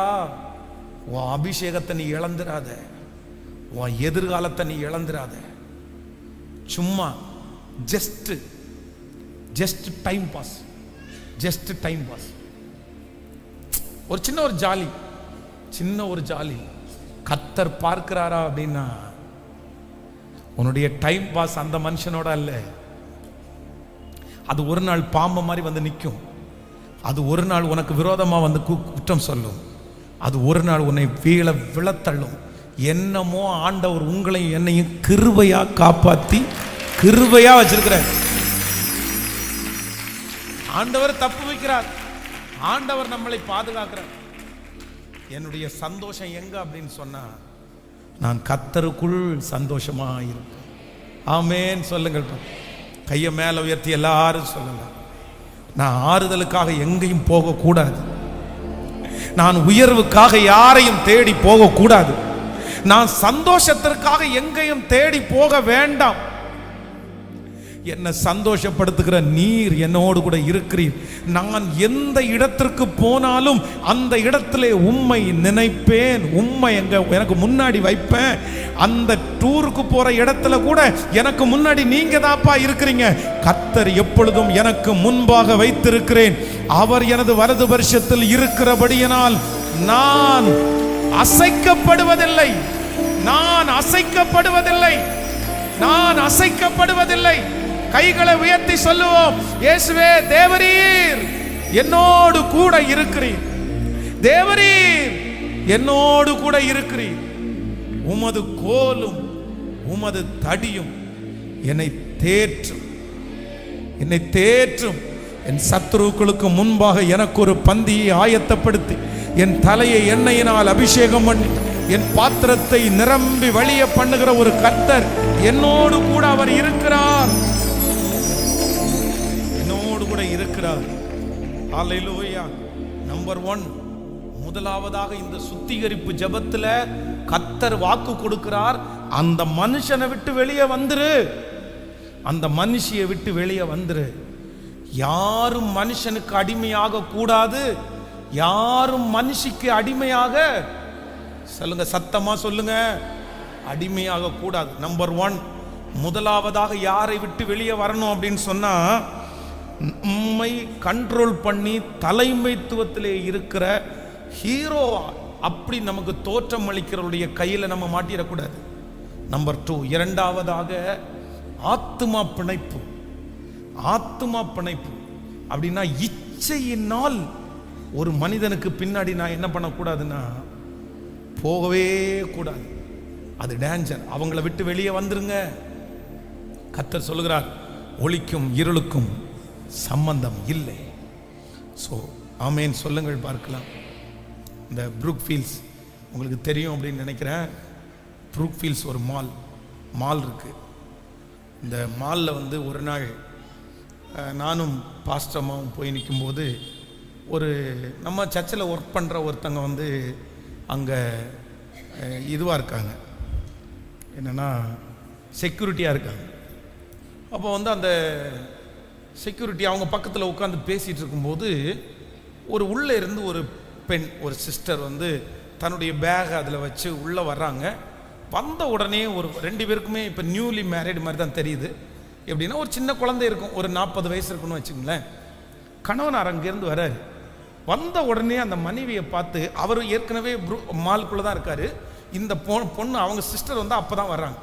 வந்த உடனே கேட்குறாரு, நீ யாரோட வந்த அப்படின்னு கேட்டார். யாரோட வந்த அப்படின்னு கேட்டார். கேட்ட உடனே அந்த பொண்ணு என்ன சொல்லுது அப்படின்னு சொன்னால், ஒரு பையனுடைய பேரை சொல்லி அவனோட தான் நான் வந்தேன் அப்படின்னு சொல்லுது. சொன்ன உடனே இவர் என்ன சொல்கிறார் அப்படின்னு சொன்னால், அவனோட நீ வர வேண்டான்னு நான் அவன்கிட்ட சொன்னனா இல்லையா? சொன்னனா இல்லையா? நீ எதுக்கு அவனோட வந்த? நாங்கள் வந்து தூரத்தில் இருக்கும்போது எங்களுடைய காதில் கேட்குது, 2 பேரும் அவ்வளோ சண்டை போடுறாங்க. நீ எதுக்கு வந்த? நீ எதுக்கு வந்த? நீ எப்படி வருவ? நான் இவ்வளோ தூரம் சொல்லி நீ கேட்கல. உடனே அந்த பொண்ணு அங்கேருந்து சண்டை போடுது, நீ சந்தேகப்படுறியா? உன் புத்தி உன்னை விட்டு மாறாதா? என்னென்னமோ 2 பேருக்குள்ளேயும் பயங்கரமான ஒரு வாக்குவாதம் அந்த இடத்துல நடக்குது. சரி, நம்ம அந்த இடத்துலேருந்து வந்தாச்சு. நான் என்ன உணர்றேன் அப்படின்னு சொன்னால், அப்போது தன்னுடைய கணவனார் ஒரு மனிதனோட நீ வராத, இந்த மனிதனோட நீ வர வேண்டியதில்லை, நீ ஆட்டோ பிடிச்சு வா, நீ காரில் வந்துரு, நான் காசு கொடுத்துட்றேன்னு சொல்லும்போது, ஒரு மனைவியால் அந்த நபரோட தான் நான் வருவேன், என்ன தப்பு அதில் இருக்கு அப்படின்னு சொல்லி ஒரு கீழ்ப்படியலை அப்படின்னு சொன்னால், இந்த உலகம் எப்படி போயிட்டு இருக்கு பாருங்களேன். சிஸ்டர், பிரதர், நல்லா நினச்சிக்கங்க. சந்தேகம் அப்படின்றது எங்கே உருவாகிறது அப்படின்னு சொன்னால், சில நேரத்தில் வந்து சிலர் விட சொல்லுகிற விஷயத்தை விட முடியலை அப்படின்னு சொன்னால், உங்கள் குடும்பத்தில் அது நல்ல உறவாக இருந்தால் கூட அது எங்கே போய் உங்களை கொண்டு விடும் அப்படின்னு சொன்னால், சந்தேகத்தில் தான் கொண்டு போய் விடும். ஹலோ, சந்தேகம் என்கிற முளை வந்து வேற எங்கேயும் உருவாகலை. சந்தேகம் என்கிறது ஒரு குடும்பத்தில் எங்க முதல்ல முளைக்குது அப்படின்னா, ஒன்று மறைக்கிறதுல உருவாகுது. எந்த கணவன் எந்த மனைவி ஒரு காரியத்தை மறைக்கிறார்களோ, அவர்கள் மறைக்கிற காரியத்தை அந்த கணவன் அந்த மனைவி கண்டுபிடிக்கும் போது அது சரியான விஷயமா இருந்தாலும் அந்த குடும்பத்தில் சந்தேகம் என்கிற ஒன்று உண்டாகுது. நம்பர் 2, இரண்டாவது, சந்தேகம் என்கிற ஒரு புயல் ஒரு வீட்டில் அடிக்கிறதுக்கு என்ன காரணம் அப்படின்னு சொன்னா, இது எனக்கு பிடிக்கல, இது எனக்கு வேண்டாம், இந்த உறவை நான் விரும்புறது இல்லை. அது யாரா வேணாலும் இருக்கலாம், அது மாமனா இருக்கலாம், மச்சாவா இருக்கலாம், அண்ணனா இருக்கலாம், தம்பியா இருக்கலாம். எனக்கு அவர்களோட நீ பேசுறதுல உடன்பாடு இல்லை, பழகிறதுல உடன்பாடு இல்லைன்னு ஒரு கணவனோ ஒரு மனைவியோ சொல்லும் போது, இல்லை நான் உனக்காக ஒன்றும் விட முடியாது, நான் அப்படியெல்லாம் பழகல, நீ வேணா அப்படி தப்பா நினைச்சிட்டு போ அப்படின்னு சொல்லி ஒரு கணவன் மனைவி சொல்லுவார்களானால், விட முடியாத ஒரு காரியம் வந்துச்சுன்னா சந்தேகம் வாழ்க்கை கண்டிப்பா உங்க வாழ்க்கையில வந்து, சந்தேகம் என்கிற ஒரு புயல் உங்க வாழ்க்கையில வந்துச்சுன்னா கொடுமையான வாழ்க்கை, அது கொடுமையான வாழ்க்கை. அதே போல சந்தேகப்படுகிறவர்கள் வந்து எல்லாத்தையுமே தப்பா நினைச்சிடக்கூடாது. ஒரு மனைவி வந்து சிரிச்சு பேசின உடனே அவங்க கெட்டவங்கன்ற லிஸ்ட்ல வந்துடக்கூடாது. ஒரு கணவனார் வந்து ஒருத்தருக்கு வந்து ஒரு ஹெல்ப் பண்றாருன்றதுக்காக அவர் வந்து மோசமானவர் ஆயிடக்கூடாது. அப்படி ஆயிடக்கூடாது. சிலர் வந்து புரிஞ்சுக்காம அப்படி இருப்பாங்க. இல்லை, அதை அண்டர்ஸ்டாண்ட் பண்ணணும். நீங்க அதனுடைய ஞானத்தை கத்திடத்துல கேட்கணும். எல்லாரும் சிரிக்கிறதுனாலே தவறானவர்களாலும் அல்ல, எல்லாரும் உதவி செய்கிறதுனாலே அவர்கள் தவறானவர்களும். கேட்கல, சத்தமா சொல்லுங்க, தவறானவர்கள் அல்ல, தவறானவர்கள் அல்ல. அப்படி நீ தவறானவா, நீ தவறானவன் அப்படின்ற பட்டத்தையே ஓயாம நீங்க சூட்டிட்டே இருந்துட்டீங்கன்னா, ஒன்று அவங்க உங்களுக்கு இல்லாம போயிடுவாங்க, இல்லை அப்படின்னு சொன்னா அவங்க அதே மாதிரி செஞ்சா என்னன்னா அவங்களுடைய இருதயம் மாறிடும். நம்ம தள்ளிடக்கூடாது, ரொம்ப ஜாக்கிரதை. கணவனுக்கு பிடிக்காத ஒரு உறவு, மனைவிக்கு பிடிக்காத ஒரு உறவு நம்ம கூட தொடர்றதுக்கு கண்டிப்பாக நம்ம விடவே கூடாது. இதுதான் நீதி உள்ள கர்த்தருடைய பிள்ளைகள், நியாயமுள்ள கர்த்தருடைய பிள்ளைகள், ஆண்டவருக்கு பயப்படுகிற பிள்ளைகள் அப்படித்தான் இருப்பார்கள். ஆமேன் சொல்லுங்கள். நம்பர் 3, மூன்றாவதாக ஒரு விஷயத்தை கூட சொல்லி நான் ஜெபித்து முடிக்கிறேன். லூக்கா எழுதின சுவிசேஷம் 15ஆம் அதிகாரத்தினுடைய 15வது வசனத்தை வாசிக்க போறோம். 15ஆம் அதிகாரம் 15வது வசனம். அந்த தேசத்து குடிகளில் ஒருவனிடத்திற்கு போய் ஒட்டி கொண்டான். அந்த குடியானவன் அவனை தன் வயல்களில் பன்றிகளை மேய்க்கும்படி அனுப்பினான். அடுத்த வசனத்தை கூட வாசிக்கலாம். அப்பொழுது பன்றிகள் தின்கிற தவிட்டினாலே தன் வயிற்றை நிரப்ப ஆசையாயிருந்தான், ஒருவனும் அதை அவனுக்கு கொடுக்கவில்லை. நல்லா கவனிங்க, என்ன எல்லாரும் கவனிமா கவனிங்க. நம்பர் 3, மூன்றாவதாக ஒரு தேவனுடைய பிள்ளை யாருடைய கையில நீங்க மாட்டிடக்கூடாது, நீங்க எந்த மனுஷனுடைய கையிலே அடிமையா இருக்க கூடாதுன்னா, இந்த இடத்துல இளையகுமாரனை குறித்து நமக்கு எல்லாருக்கும் தெரியும். இளையகுமாரன் தன் தகப்பனாரை விட்டு வந்துட்டான். தன்னுடைய பணத்தை எல்லாம் இப்ப செலவழிஞ்சிட்டது. ஃப்ரெண்ட்ஸ் எல்லாருமே அவனை விட்டு போயிட்டாங்க. இப்ப என்ன நடக்குது அப்படின்னு சொன்னா, அந்த தேசத்தின் குடியான ஒருத்தனிடத்திலே போய் ஒட்டி கொண்டான். அந்த குடியானவன் அவனை தன் வயல்களிலே பன்றிகளை மேய்க்கும்படி அனுப்பினான். கவனிங்க, இந்த இளைய குமாரனுக்கு இப்ப என்ன நடக்குது அப்படின்னு சொன்னா, வேற எந்த வழியும் அவனுக்கு, சொல்லுங்க, வேற வழி தெரியல. இதுல ரொம்ப ஜாக்கிரதையா இருக்கணும். பக்கத்துல இருக்கிற கையை பிடிச்சி சொல்லுங்க, நீங்க வேற வழி இல்லாம எந்த மனுஷனுடைய கையிலையும் நீங்க சிக்கிறாதீங்க. இப்போ கவனி, இப்ப இந்த இடத்துல என்ன நடக்குது அப்படின்னு சொன்னா, அந்த குடியானவன் தன்னுடைய பன்றிகளுக்கு தவிட்ட கொடுக்கிறான். ஆனா யாருக்கு சாப்பாடு கொடுக்கல? யாருக்கு சாப்பாடு கொடுக்கல? இளைய குமாரனுக்கு சாப்பாடு கொடுக்கல. இந்த இளைய குமாரனுக்கு வேற வழியே தெரியல. சிக்கிட்டோம் சிக்கிட்டோம் சிக்கிட்டோம். இன்னைக்கு இந்த ஜெபத்திலே இந்த சத்தத்தை கேட்கிற நீங்களோ உங்கள் பிள்ளைகளோ, பாஸ்டர் நான் வேணும்னு போய் மாட்டல, நான் தப்பு பண்ணி நான் மாட்டல, ஆனா நான் வந்து தெரியாதனமா ஏதோ ஒரு மனுஷனுடைய கையிலே நான் சிக்கி இருக்கிறேன். நான் நல்லா மாட்டிக்கிட்டேன். என்னால வெளியே வரவே முடியல.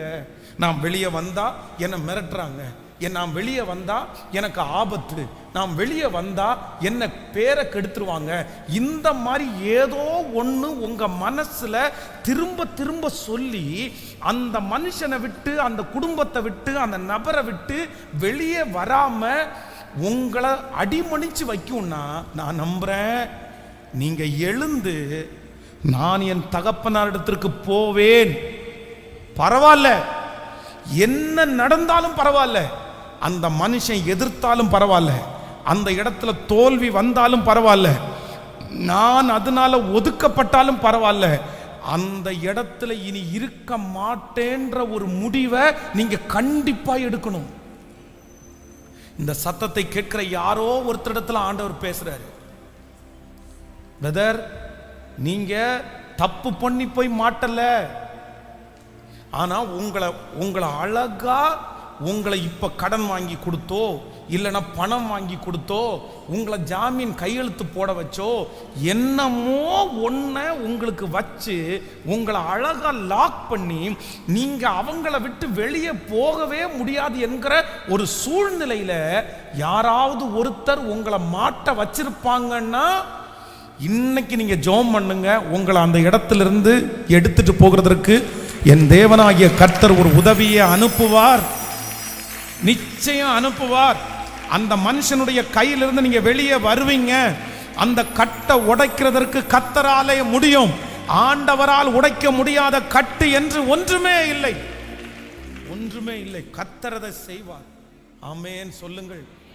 சென்னையில் என்னுடைய ரிலேட்டிவ், ரொம்ப நெருக்கமான எங்களுடைய பெரியம்மாவனுடைய மகள், இந்த ஃபாரின்ல வேலைக்கு போகணும்னு பயங்கரமான ஒரு பித்து மாதிரி, ஃபாரின்ல வேலைக்கு போனாதான் நான் சம்பாதிப்பேன், அங்கே போனேன்னு சொல்லி அவங்க இளமை, அவங்க அப்பதான் காலேஜ் முடிச்சுட்டு இருக்காங்க. ஒரு ஏஜென்சி இடத்துல போய் இந்த மாதிரி ஃபாரின் போகிறதுக்கு பணம் கட்டி அவங்க அந்த விசா எல்லாம் எடுத்து கொடுத்து ஃபாரினுக்கு அனுப்பிட்டாங்க. இங்கேருந்து ப்ரேயர் மீட்டிங் வச்சு சந்தோஷமா நடந்த சம்பவம். அவங்க ஃபாரின் போயிட்டாங்க. போய் அங்கே இறங்கின உடனே பார்த்தீங்க அப்படின்னு சொன்னால், அவங்கள ஒரு இருட்டடைஞ்ச ஒரு பங்களாவுக்குள்ளே கூட்டிகிட்டு போகிறாங்க. அங்கே என்ன எங்கே கூட்டிகிட்டு போகிறீங்க, என்ன வித்தியாசமாக இருக்குது, இல்லை அமைதியாவா அமைதியாவா. இவங்க உள்ளே போக போக இவங்களுக்கு என்ன தெரியுது அப்படின்னு சொன்னால், நம்ம நல்ல இடத்துக்கு வரல, நம்ம எந்த இடத்துக்கு வந்துட்டோம்னா நம்ம தப்பான இடத்துக்கு வந்துட்டோம், நம்ம வித்தியாசமா நம்மளை ட்ரீட் பண்றாங்கன்னு சொல்லி உள்ள போனா, ஒவ்வொரு ரூம்லையும் பெண்களை ஒவ்வொரு ரூம்லையும் அடைச்சு வச்சுட்டே இருக்கிறாங்க. இவங்க இவங்க இருக்கிற ரூமுக்குள்ள பார்த்தீங்க அப்படின்னு சொன்னா எல்லா ஜன்னல் கதவும் பூட்டப்பட்டிருக்குது. கதவுக்கு கீழே ஒரு சின்ன ஓட்டை போட்டு அந்த வழியாக சாப்பாட்டையும் தண்ணீரையும் கொடுத்துருக்குறாங்க. பயந்துட்டாங்க இவங்க. இல்லை ஆண்டவரே என்னை காப்பாற்றணும், என்னை காப்பாற்றணும், என்னை காப்பாற்றணும், நான் சிக்கிட்டேன், நல்லா சிக்கிட்டேன். ஜன்னலை திறந்து பக்கத்தில் இருக்கிற ரூமில் பார்த்தா அங்கே இருந்த ஒரு லேடி வந்து, ஏம்மா நீ இங்கே வந்த, தெரிஞ்சுதான் இந்த இடத்துக்கு வந்தியா, இந்த இடத்துல உனக்கு என்னன்னு சொல்லி கூப்பிட்டு வந்தாங்க. உடனே இந்த பொண்ணு சொல்லுது, இல்லை என்னை வேலைக்குன்னு சொல்லி தான் கூப்பிட்டு வந்தாங்க, எனக்கு என்னன்னு தெரியல. ஐயோ இது ரொம்ப கொடுமையான இடம், இந்த இடத்துல நீ வந்து ரொம்ப வித்தியாசமாக நீ சிக்கி இருக்க, இப்போ நான் என்ன பண்ணுறதுன்னு தெரியல அப்படின்னு சொன்ன உடனே அந்த அம்மா ஒரு ஐடியா சொல்லியிருக்காங்க. இன்னைக்கு ராத்திரி முழுக்க யாரு கதவை தட்டுனாலும் நீ கதவை மட்டும் திறக்காத, எவ்வளவு தட்டுனாலும் கதவை திறந்துடாத அப்படின்னு சொல்லிட்டாங்க. அன்னைக்கு நைட்டு முழுக்க உட்காந்து ஜோம் பண்ணி என்னை காப்பாத்துங்கன்னு சொல்லி எத்தனையோ டைம் கதவை தட்டுனதுக்கு அப்புறம் திறக்காம, காலையில் சாப்பிட்ற நேரத்தில் ஒரு 2 நிமிஷம் கிடைக்கும் போது கீழே வந்து ஃபோன் பண்ணி தன்னுடைய அம்மாவிடத்தில் நான் மாட்டிக்கிட்டேன், நான் சிக்கிட்டேன், என்னை எப்படியாவது இந்த இடத்துல இருந்து காப்பாத்துங்கன்னு சொன்ன உடனே அவங்க உடனே ப்ரேயர் குரூப்புக்கு ஜெபம் பண்ண ஆரம்பிச்சாங்க. அந்த ஊரில் இருக்கிற ஒரு சொந்தக்காரர், அவர் வக்கீல், அவருக்கு ஃபோன் பண்ணி இந்த மாதிரி என் பிள்ளை இருக்கிறாங்கன்னு சொல்லி அவர் கரெக்டாக ட்ரேசர் பண்ணி ஒரு நாள் நைட்டுக்குள்ளே அவங்கள வந்து அந்த பிள்ளைய பார்த்து தன்னுடைய கஸ்டடிக்குள்ளே எடுத்து வச்சு 15 நாள் அந்த ஊரில் வந்து கேஸ் நடத்தி அதுக்கப்புறம் சென்னைக்கு அவங்கள அனுப்பிவிட்டு ஒரு சேதாரமும் இல்லாமல் அந்த பிள்ளை ஊருக்கு வந்து சேர்ந்தாங்க. ஒரு சேதாரமும் இல்லை. ஸோ இன்னைக்கும் ஏஜி சர்ச்சில் வந்து அவங்க சண்டே ஸ்கூல் நடத்துகிறாங்க. அப்போது ஆண்டவருடைய பிள்ளைகளே, இங்கே இருக்கிற யாராவது ஒருத்தர் ஒருவேளை, பாஸ்டர் நீங்கள் சொல்கிறது 100க்கு 100 உண்மை, எனக்கு வழியே தெரியல பாஸ்டர், வெறும் இது சம்பந்தப்பட்டில்லை, ஏதோ ஒரு விதத்தில் என்னால் வெளியே வரவே முடியல பாஸ்டர், எனக்கு இங்கே இருந்தால் என்னுடைய எதிர்காலம் ஒன்றும் இல்லாமல் போகும்னு எனக்கு தெரியும், இங்கே இருந்தால் நான் எப்படியோ நான் செத்துருவேன், இல்லைன்னா என்னுடைய வாழ்க்கையில் எல்லாமே இழந்துருவேன்னு தெரியும், ஆனால் இதை விட்டு என்னால் வெளியே வர முடியல, என் பிள்ளையால் வெளியே வர முடியல, நான் நல்லா சிக்கிக்கிட்டேன், இந்த மனுஷனிடத்தில் சிக்கிட்டேன். ஒருவேளை நீங்க வந்து தேவனுடைய மனுஷனா இருந்தும் அவ்வளோ பெரிய பராக்கிரமசாலியா இருந்தும் சிம்சோன் பாருங்க வசமா போய் ஒரு லேடிட்ட சிக்கிட்டான் பாருங்க. அவனுடைய ஆத்மா சாகத்தக்கதாய் விசனமாகிற அளவுக்கு அந்த லேடி டார்ச்சர் பண்றா, டெய்லி டார்ச்சர். நீ சொல்ல மாட்டியா ஓயாம ஒரு வீட்டுல ஒரு சண்டைக்காரி மாதிரி ஒரு லேடி ஒரே வார்த்தையை திரும்ப சொல்லிட்டு இருந்தா அந்த மனுஷன் நிம்மதியா இருக்க முடியுமா? வேதம் சொல்லுகிறது சாகத்தக்கதாய் அவனுடைய ஆத்மா விசனமானதுக்கு அப்புறம் கூட அந்த வீட்டை விட்டு அவனால என்ன பண்ண முடியல, வெளியே வர முடியல பாருங்க, அவ்வளவு சிக்கிட்டான். நீங்க 16ஆம் அதிகாரத்தினுடைய நியாயாதிபதிகள் 16வது வசனத்தை, இப்படி அவனை தினம் தன் வார்த்தைகளாலே நெருக்கி அலட்டி கொண்டிருக்கிறதுனால் சாகத்தக்கதாய் அவனுடைய ஆத்துமா விசனப்பட்டு தன் இருதயத்தை எல்லாம் அவளுக்கு வெளிப்படுத்தி, சவரவன் கத்தி என் தலையின் மேல் படவில்லை, நான் என் தாயின் கற்பத்திலிருந்து பிறந்த முதல் நசரேயன் என்பவன் என் தலையில் சிரைக்கப்பட்டால் என் பலம் என்னை விட்டு போகும், அதனாலே நான் பலட்சியமாகி மற்ற எல்லா மனுஷரை போல ஆவேன் என்று அவளிடத்தில் சொன்னான். எப்படி பாருங்க, ஒரு டைம் தலையில இருக்கிற முடிய சேர்த்து நீ கட்டிட்டனா சரியா சொன்ன அவன் முடி அப்ப கூட வெளியே வர முடியல. அவ்வளவு யாரோ ஒருத்தர், யாருக்காக கர்த்தர் பேசுறான்னு தெரியல, ஏதோ ஒரு வாலிப தம்பி தங்கச்சி, உனக்கு அம்மாவுக்கு தெரியாம இருக்கலாம், உங்க அப்பாவுக்கு தெரியாம இருக்கலாம், உங்களுடைய மனைவிக்கு தெரியாம இருக்கலாம், உங்க கணவனாருக்கு தெரியாம இருக்கலாம், ஆனா நீங்க இப்ப இந்த சத்தத்தை கேட்கும் போது ஏதோ ஒரு இடத்துல வெளியே வர முடியாம சிக்கி தவிச்சிட்டு இருக்கலாம்.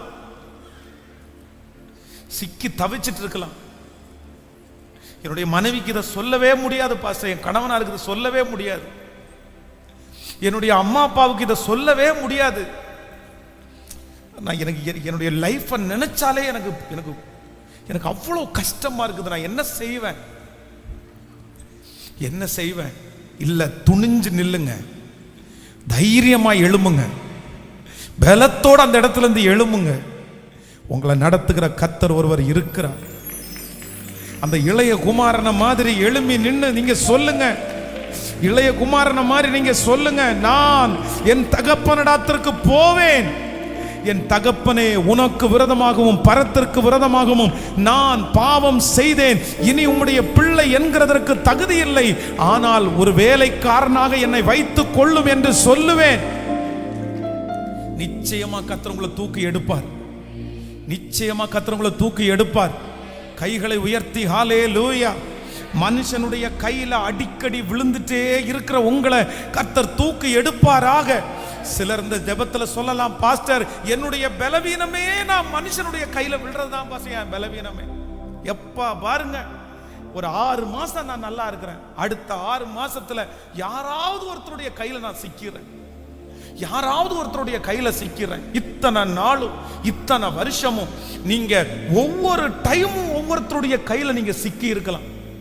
நீங்க எனக்காக தான் பாஸ்டர் பேசுறீங்க, என் பிள்ளைக்காக தான் பேசுறீங்க. உங்களுக்கு அதுல இருந்து வெளியே வரவே முடியும். இந்த வருஷம் இவங்களா, அடுத்த வருஷம் இன்னொருத்தரா, யார் கையில நான் மாட்டுவேனே தெரியல, யார் கையில நான் விழுவேனே தெரியல. ஆனா ஆண்டவர் இன்னைக்கு இந்த சுத்திகரிப்பு ஜெபத்துல ஒரு பூரண விடுதலையை கர்த்தர் தரப்போகிறார். ஒரு பூரண விடுதலையை கர்த்தர் தரப்போகிறார். இனி நீங்கள் மனுஷனுடைய கையிலே அடிமையாக்கப்படுவது இல்லை. இனி மனுஷனுடைய கையிலே அடிமையாக்கப்படுவது இல்லை. கைகளை உயர்த்தி சத்தமாய் சொல்லுவோம், நான் இனி மனிதனுடைய கையிலே அடிமையாக்கப்படுவது இல்லை. சத்தமா சத்தமா சொல்லுங்க. எந்த மனுஷனும் என்னை அடிமைப்படுத்துறதற்கு கர்த்தர் விட மாட்டார். ஹல்லேலூயா. கைகளை உயர்த்தி ஜெபம் பண்ணுங்க, சத்தத்தை உயர்த்தி ஜெபம் பண்ணுங்க. ஏசப்பா, நானும் என்னுடைய பிள்ளைகளும் என்னுடைய குடும்பமும் எந்த மனுஷனுடைய கையிலையும் சிக்காதபடி ஜெபிங்க, ஜெபிங்க, ஜெபிங்க. இப்பொழுது அந்த மூத்த மகனை கர்த்தர் வெளியே கொண்டு வருவாராக. உங்க சின்ன பிள்ளைய கர்த்தர் வெளியே கொண்டு வருவாராக. வாலிப தங்கச்சியை கர்த்தர் கொண்டு வருவாராக. இதனால எத்தனை கிருபையை இழந்தாச்சு, இதனால எத்தனை பணத்தை இழந்தாச்சு, இதனால அழகையே இழந்தாச்சு, இதனால குடும்பத்தையே இழந்தாச்சு, எல்லாத்தையுமே இழந்தாச்சு. எவ்வளவு நேரத்தை இழந்தாச்சு, எத்தனை வயசை இழந்தாச்சு. இப்பவும் ஒரு மனுஷனை பிடிச்சிட்டு, இப்பவும் ஒரு நபரை பிடிச்சிட்டு அதுக்கு பின்னாடியே என் பிள்ளை போகுதே. சர்வலோகத்தின் நியாயாதிபதியாகிய கர்த்தாவே, தெற்கத்தி வெள்ளங்களை திருப்புகிற தேவனே, கடினமான இருதயத்தை மெழுகு போல உருக பண்ணுகிற தேவனே, இப்பொழுது இறங்குவீராக, இப்பொழுது இறங்குவீராக. இதோ உம்முடைய இரக்கம், இதோ உம்முடைய இரக்கம். எந்த இடத்திலே இருந்தாலும் அந்த கணவனாரை இழுத்து கொண்டு வரட்டும், அந்த மனைவியை இழுத்து கொண்டு வரட்டும். என் மகள் சிக்கி இருக்கிற அந்த இடத்துல இருக்கிற சிக்கல்கள் இப்ப இயேசுவின் நாமத்தில் தெரிக்கப்படுவதாக. அந்த மகனுடைய சிக்கல்கள் இப்பொழுது தெரிக்கப்படுவதாக. அந்த இடத்திலிருந்து வெளியே கொண்டு வாங்கப்பா. அந்த நபரிடத்திலிருந்து தப்புவீங்க ஆண்டவரே. ஸ்தோத்திரம், ஸ்தோத்திரம், ஸ்தோத்திரம். மனுஷனுடைய சூழ்ச்சிகளில் இருந்து என்னையும் என் பிள்ளையையும் காப்பாற்றுகிற கர்த்தர் என்னோடு கூட இருக்கிறார். இப்பொழுது அந்த மகள் மேல இயேசுவின் ரத்தம், மகன் மேல இயேசுவின் ரத்தம், வாலிப தம்பி மேல இயேசுவின் ரத்தம், வாலிப தங்கச்சி மேல இயேசுவின் ரத்தத்தை தெளிக்கிறேன். வல்லமை, வல்லமை, ஸ்தோத்திரம். அந்த கணவனார் மேல இயேசுவின் ரத்தத்தை தெளிக்கிறேன். ஜெபம் பண்ணுங்க, சத்தத்தை உயர்த்தி. ஆமென். உங்க பிள்ளை மேல கர்த்தர் ஒரு பெரிய எதிர்காலத்தை வச்சிருக்கிறாரு. உங்க மகள் மேல கர்த்தர் ஒரு பெரிய எதிர்காலத்தை வச்சிருக்கிறாரு. ஆனா சத்துரு அந்த பிள்ளையை யாரோ ஒரு நபருடைய கையில சிக்க வைக்கணும்னு போராடுறான். அந்த மகளை யாருடைய கையில சிக்க வைக்கணும்னு போராடுறான். இப்ப இயேசுவின் நாமத்தினால இப்ப ஜெபம் பண்ணுங்க. இன்னைக்கு நீங்க ஜெபிக்கிற ஜெபம் உங்க பிள்ளையை நிச்சயமாய் காப்பாற்றும். இயேசுவின் ரத்தத்தை அவன் மேல தெளிக்கிறேன். அப்படிப்பட்ட மனுஷனுடைய கையில என் பிள்ளை சிக்காதபடிக்கு இயேசுனுடைய ஒரு பாதுகாப்பு, என் மகள் மேல் இயேசுனுடைய பாதுகாப்பு, என் மகன் மேல் இயேசுனுடைய பாதுகாப்பு. ஸ்தோத்திரம், ஸ்தோத்திரம், ஸ்தோத்திரம். ஜெபம் பண்ணுங்க, ஜெபம் பண்ணுங்க. இயேசுவின் ரத்தம் ஜெயம், இயேசுவின் ரத்தம் ஜெயம். ஹல்லேலூயா. உங்க குடும்பத்துல நிறைய பேர் இப்படி போராடி கொண்டிருக்கலாம், நிறைய பேர் போராடி கொண்டிருக்கலாம். அந்த பிள்ளை போய் சிக்கி கிடக்கு, அந்த பிள்ளை போய் அந்த பையனோட சிக்கி சீரழிஞ்சிருச்சு, அந்த பொண்ணோட சிக்கி சீரழிஞ்சு கிடக்குது. ஐயோ, உங்களை பார்த்தாலே வருத்தமா இருக்குது.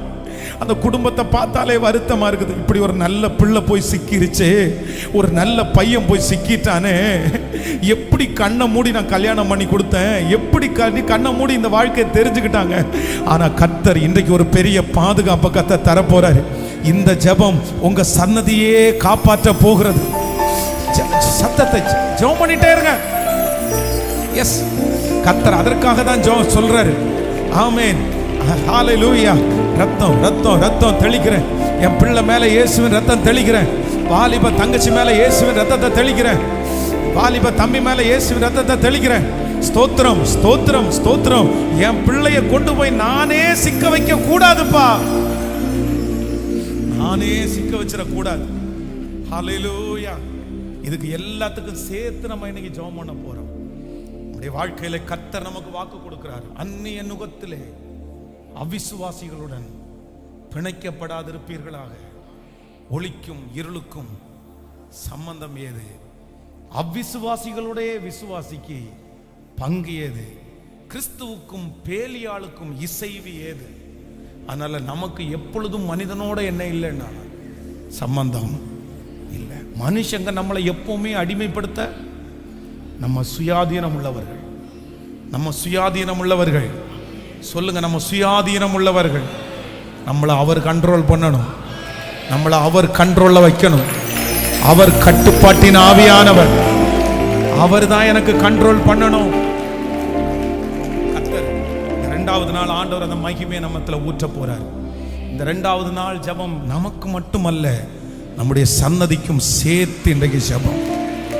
எத்தனை தாய், எத்தனை தகப்பன் போய் சொல்றாங்க, என் பிள்ளைய தெரியாம போய் அந்த இடத்துல மாட்டிட்டேன், என் பையனை தெரியாம போய் அந்த இடத்துல மாட்டிட்டேன், ஐயோ என் பிள்ளை அந்த இடத்துல மாட்டி சிக்கி தவிக்குது. எத்தனை பேர் சொல்றதை கேட்டிருக்கிறேன். ஆனா ஆண்டவர் நம்ம பிள்ளைகளை கர்த்தர் அப்படி கிருபையாய் கர்த்தர் காப்பாற்று. இந்த சத்தத்தை கேட்கிற யாரா இருந்தாலும் கர்த்தருடைய பிள்ளைய ஆண்டவர் இன்னைக்கு உன்னை கை தூக்கி கர்த்தர் எடுக்க போறார். நீ தைரியம் கொள், நீ தைரியம் கொள், நீ தைரியம் கொள், நீ தைரியம் கொள், நீ தைரியம் கொள். கண்ணுக்கு முன்னாடி நிக்குது, உண்மையிலே அழுகையா வருது. கடந்த மாதத்துல ஒரு வாலிப தங்கச்சி என்னிடத்துல வந்து, அண்ணே எனக்கு அப்பாவும் இல்லை அம்மாவும் இல்லை, 2 பேருமே, அவங்க 2 பேருமே 2 பேருடைய வாழ்க்கையை தெரிஞ்சுட்டு போனாங்க. நான் ஒரு அனாதை. நான் இந்த கோயம்புத்தூர் பட்டணத்தில் ஒரு கம்பெனியில் வேலைக்கு வந்தேன். வேலைக்கு வந்த இடத்துல அந்த மேனேஜர் வந்து என்னை கூப்பிட்டு, என்னுடைய வீட்டில் வேலை இருக்குது, நீ வீட்டில் வேலை செய், நான் உனக்கு நிறைய சம்பளம் தர்றேன் அப்படின்னு சொன்னார். நான் ஆசையாய் ஒரு தகப்பனை போல நினச்சி போனேன்.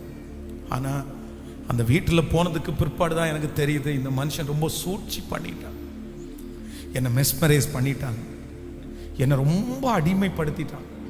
என்னுடைய சரீரத்தை நான் வித்துட்டேன், என்னுடைய வாழ்க்கையே நான் வித்துட்டேன். ஒரு 23 வயசு இருக்கும். இந்த 23 வயசுல என் வாழ்க்கை நரகமாக இருக்குது. சரி, நீ ஏன் அப்படி பயப்படுற? யாரையாவது ஒருத்தரை வச்சு பேசி அந்த இடத்துல இருந்து உன்னை வெளியே கொண்டு வரலாம் அப்படின்னு சொன்னால் அந்த பிள்ளை பயப்படுது. இல்லை இல்லை இல்லை இல்லை, அந்த ஆள் ரொம்ப மோசமான ஆள், கொடுமையான ஆள், என்ன வேணாலும் செய்வார், அவ்வளோதான், அந்த இடத்துல இருந்து என்னை யாருமே காப்பாற்ற முடியாது. ஒரு தகப்பன் எங்கள் அம்மா இருந்தால் இப்படி இருந்திருக்குமா? அந்த அந்த புள்ள அழுகிறா அப்படியே. உண்மையிலே நான் நினைக்கிறேன், சரி நமக்கு ஒரு சகோதரி இருந்தா, நமக்கு ஒரு தங்கச்சி இருந்தா இப்படி நம்ம விட்டுருவோமா? இப்படி விட முடியுமா? வெளியேயும் வர முடியல, உள்ளேயும் உட்கார முடியல, அவ்வளோ அவ்வளோ அவ்வளோ. இல்லை, நான் எப்படியாவது யாரையாவது வச்சு ஒன்று இது பண்ணலாம். நம்ம வந்து இன்னைக்கு இருக்கிற இது எல்லா சட்டங்களெல்லாம் அதுக்கு இதுதான் இருக்குது, ஒன்றும் பயப்படாத செய்யலாம். இல்லை இல்லை இல்லை, தயவுசெய்து அப்படியெல்லாம் செஞ்சிடாதீங்க, அப்படியெல்லாம் பண்ணிடாதீங்க. ஜஸ்ட் நீங்கள் ஜாப் பண்ணுறதுக்காக தான். நான் எப்படி வெளியே வருவேன்னு தெரியல, எனக்கு யார் வேலை கொடுப்பாங்கன்னு தெரியல, என்னென்னமோ சொல்லுது. இன்னைக்கு இந்த பிரசங்கம் பண்ணும்போது அந்த பிள்ளையினுடைய வாழ்க்கை என்னுடைய கண்ணுக்கு முன்னாடி வந்து நிற்குது. இதே போல் இந்த பட்டணத்தில் எத்தனை பிள்ளைங்க சிக்கி இருக்கிறாங்க, எத்தனை பசங்க சிக்கி இருக்கிறாங்க. கர்த்தர் இன்னைக்கு அவங்களுக்கெல்லாம் ஒரு உதவியை கர்த்தர் அனுப்பணும். அதை ஆண்டவர் மட்டும்தான் செய்ய முடியும், கர்த்தர் மட்டும்தான் செய்ய முடியும். எல்லாரும் அப்படியே எழும்பி நின்று இந்த சுத்திகரிப்பு ஜபத்தினுடைய 2வது நாள் ஆண்டவர் தெளிவா பேசுறாரு. மனுஷனுடைய கையில் அகப்பற்றாத மகளே, மனுஷனுடைய கையில் அகப்பற்றாத மகனே, நீங்க எனக்கு போதும், நீங்க எனக்கு போதும், நீங்க எனக்கு போதும். ஒவ்வொருத்தரும் எங்களை விடுவித்து காத்துக் கொள்கிறவர் நீர் தானே ஆண்டவரே. ஜெபம் பண்ணிட்டே இருங்க. வாலிப தங்கச்சிங்க ஜெபம் பண்ணுங்க, தம்பிங்க ஜெபம் பண்ணுங்க.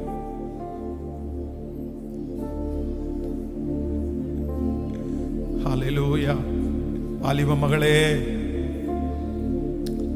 வாலிப மகளே,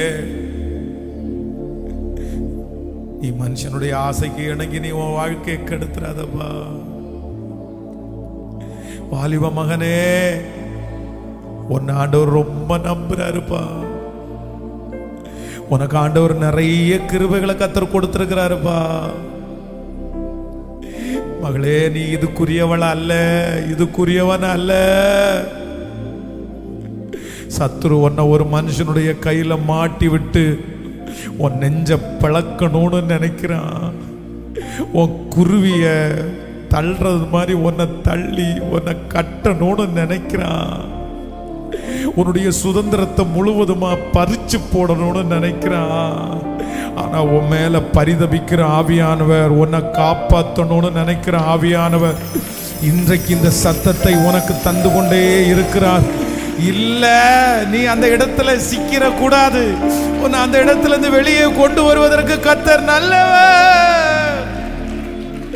கைகளை உயர்த்தி இயேசுவே என்னை தூக்கி எடுக்கிறதுக்கு நல்லவர், நல்லவர், நல்லவர், நல்லவரப்பா, நல்லவர், நல்லவர். நான் அழுதால் என் அழுதாய் என்று கேட்பவர் நீர்தானே. தோல்வலிக்க என்னை இன்று வரை சுமந்து வந்தது நீர்தான். நான் அழுதால் என் அழுதாய் என்று கேட்பவர் நீர்தான். தோல்வலிக்க என்னை இன்று வரை சுமந்து வந்தது நீர்தான்.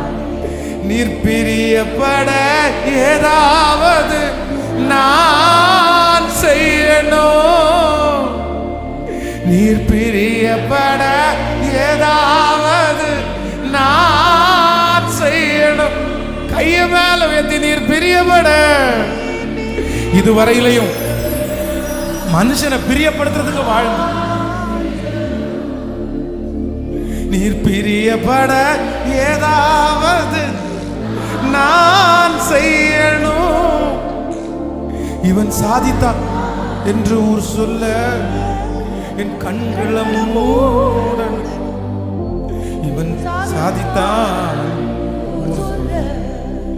கண்களை மூடணும். அப்படியே எல்லாரும் ஒரு நிமிஷம் கவனிங்க.